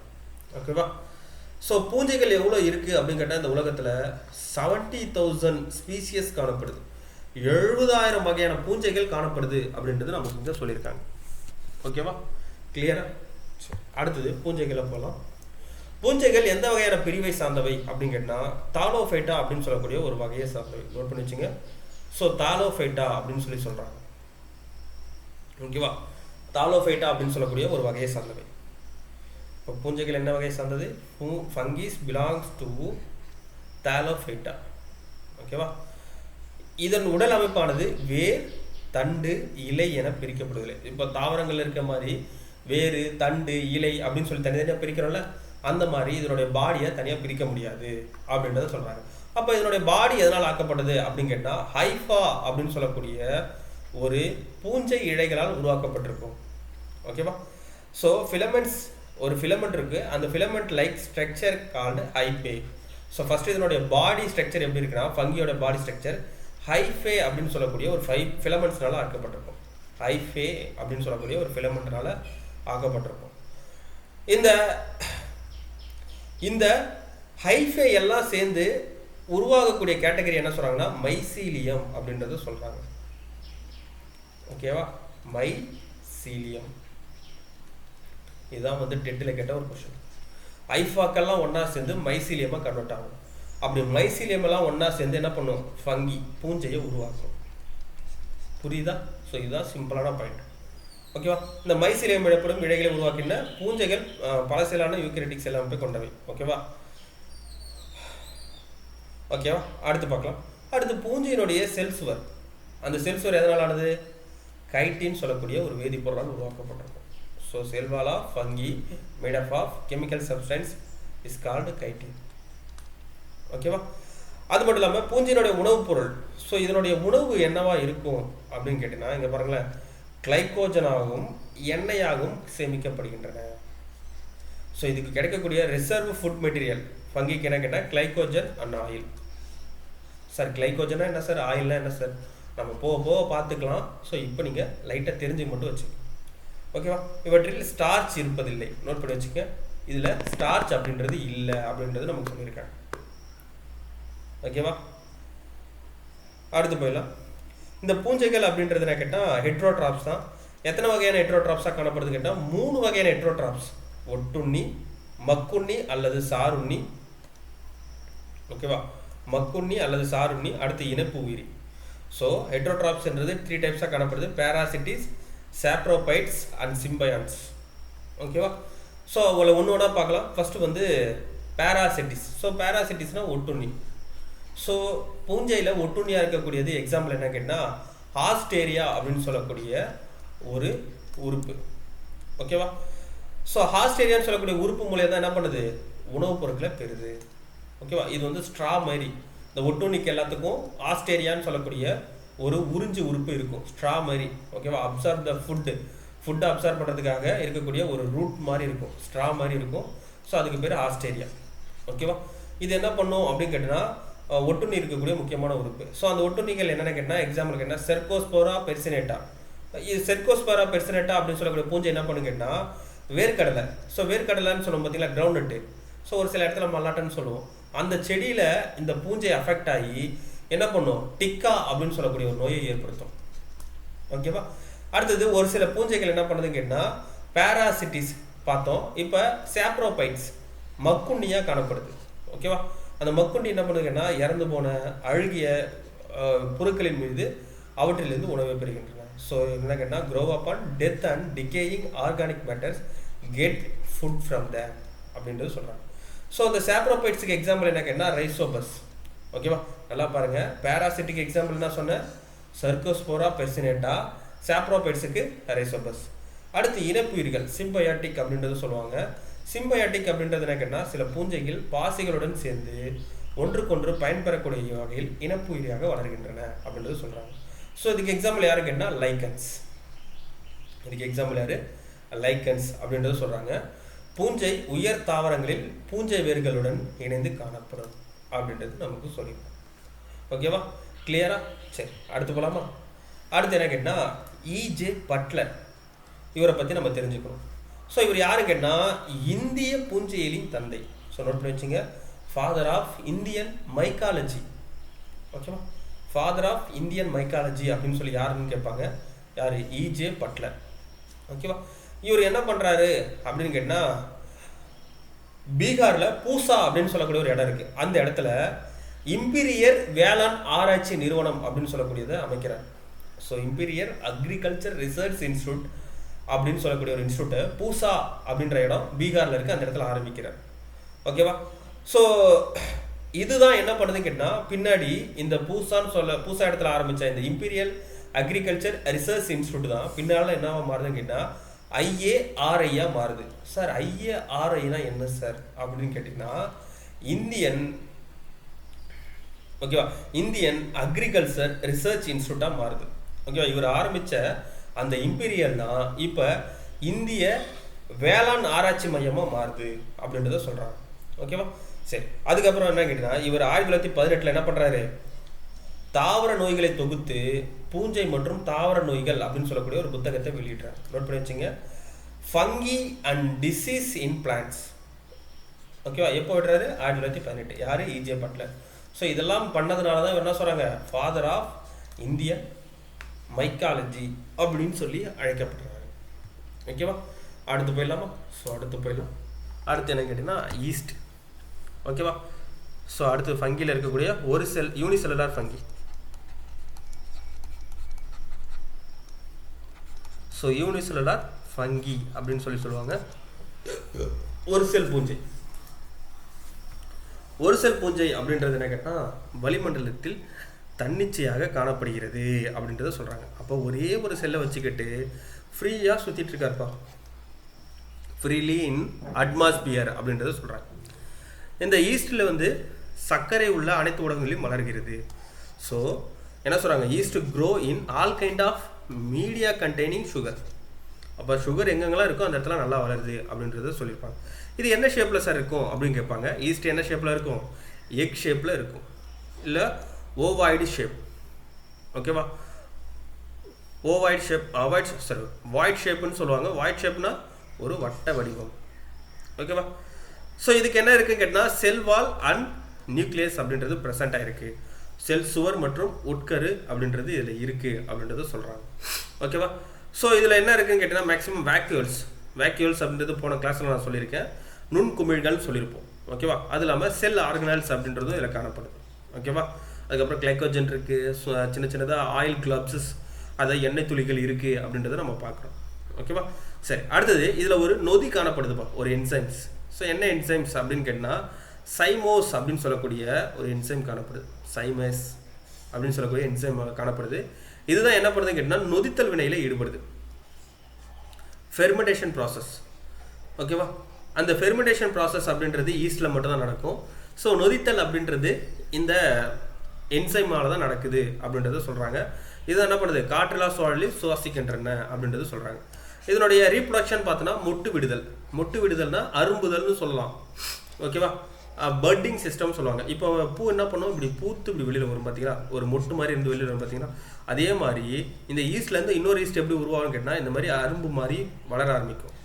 இந்த அரும்பு மாதிரி வளர ஆரம்பித்து இது ஒரு ஈஸ்டாக மாறும், இது ஒரு ஈஸ்டாக மாறும். இதுதான் இதனுடைய ரீப்ரொடக்ஷன், இனப்பெருக்கம் அப்படின்றது நமக்கு இங்கே சொல்லியிருக்காங்க. ஓகேவா? சரி, அடுத்தது பூஞ்சைகளுடைய வகைப்பாடு.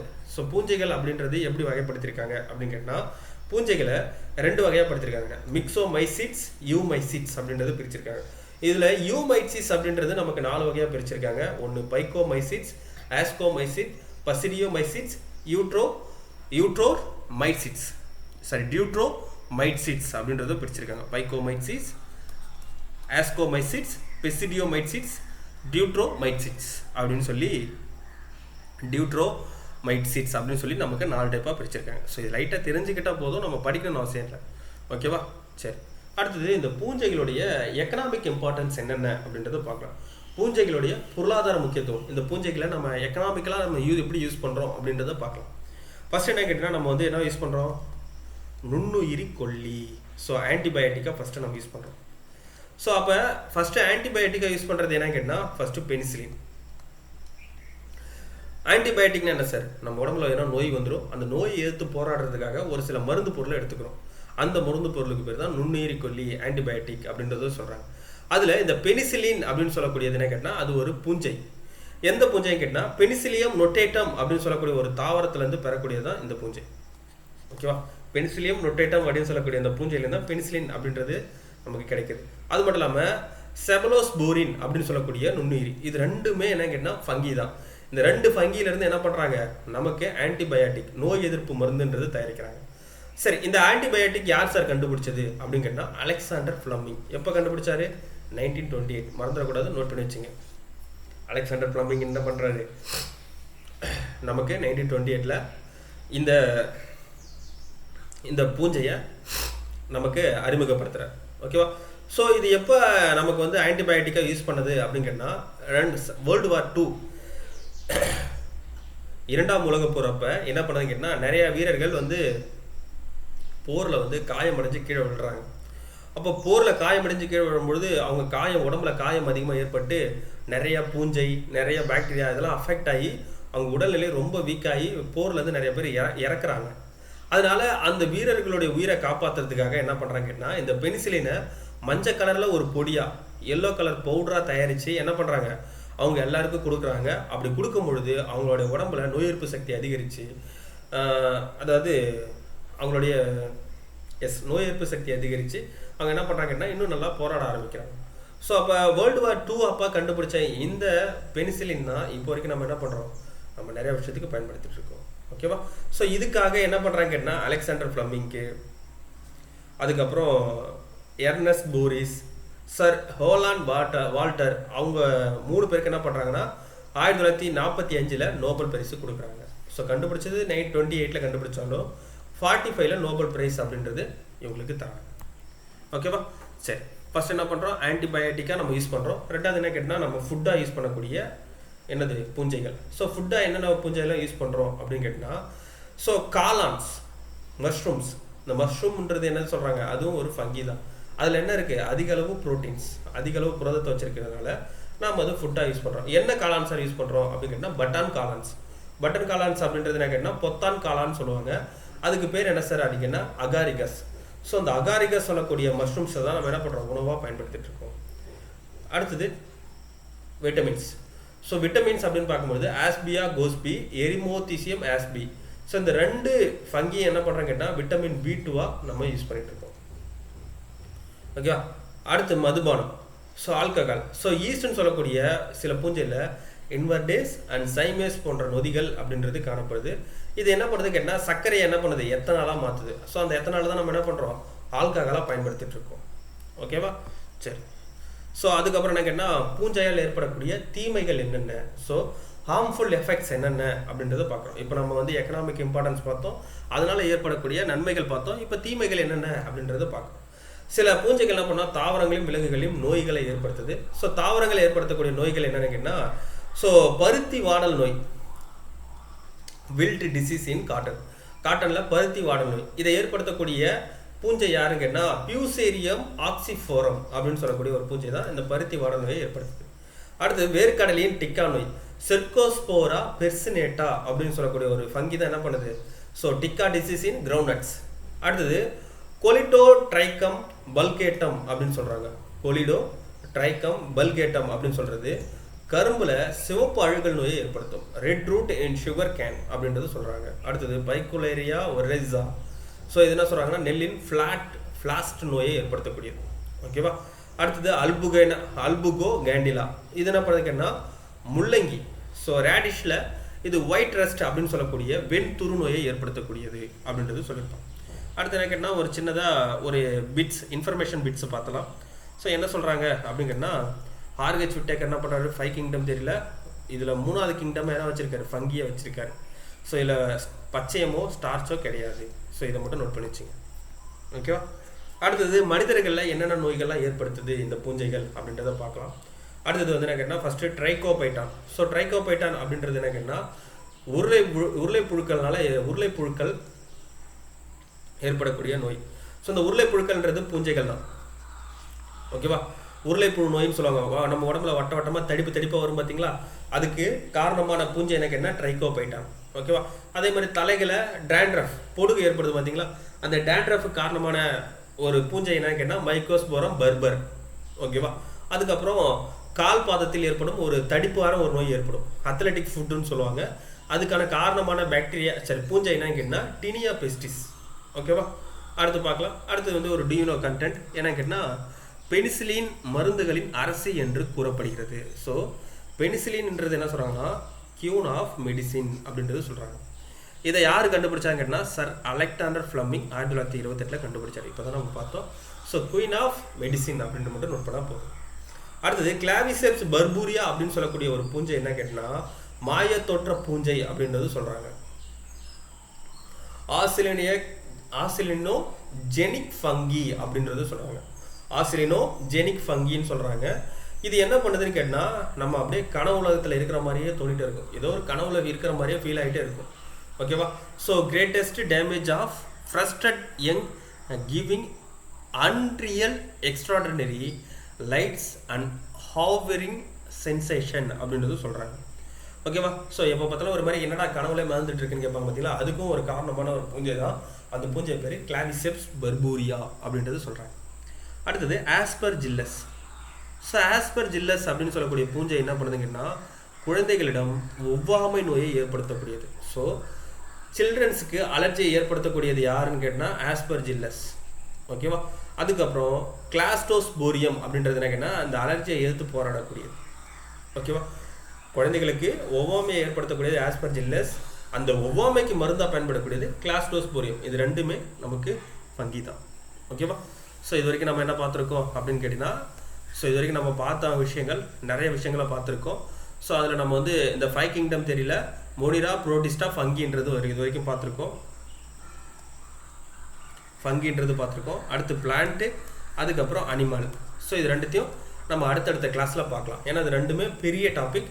ஸோ தாவரங்கள் எப்படி வகைப்படுத்தியிருக்காங்க, விலங்குகள் எப்படி வகைப்படுத்தியிருக்காங்க அப்படின்றத அடுத்தடுத்த கிளாஸில் நம்ம பார்க்கலாம். ஓகேவா?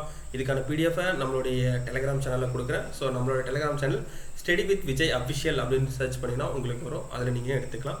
அதுவே வந்து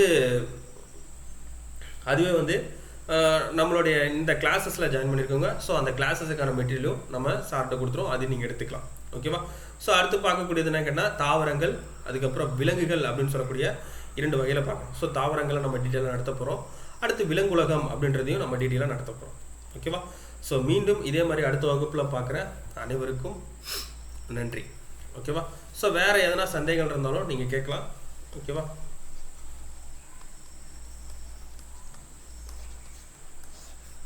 மீண்டும் அடுத்த வகுப்பில் பார்க்குறேன். ஓகேவா? ஸோ நம்மளோட கிளாஸஸ் டீட்டெயிலாக இருந்திருக்கும். ஸோ அதனால் மீண்டும் அடுத்த வகுப்பில் பார்க்குறேன். அனைவருக்கும் நன்றி.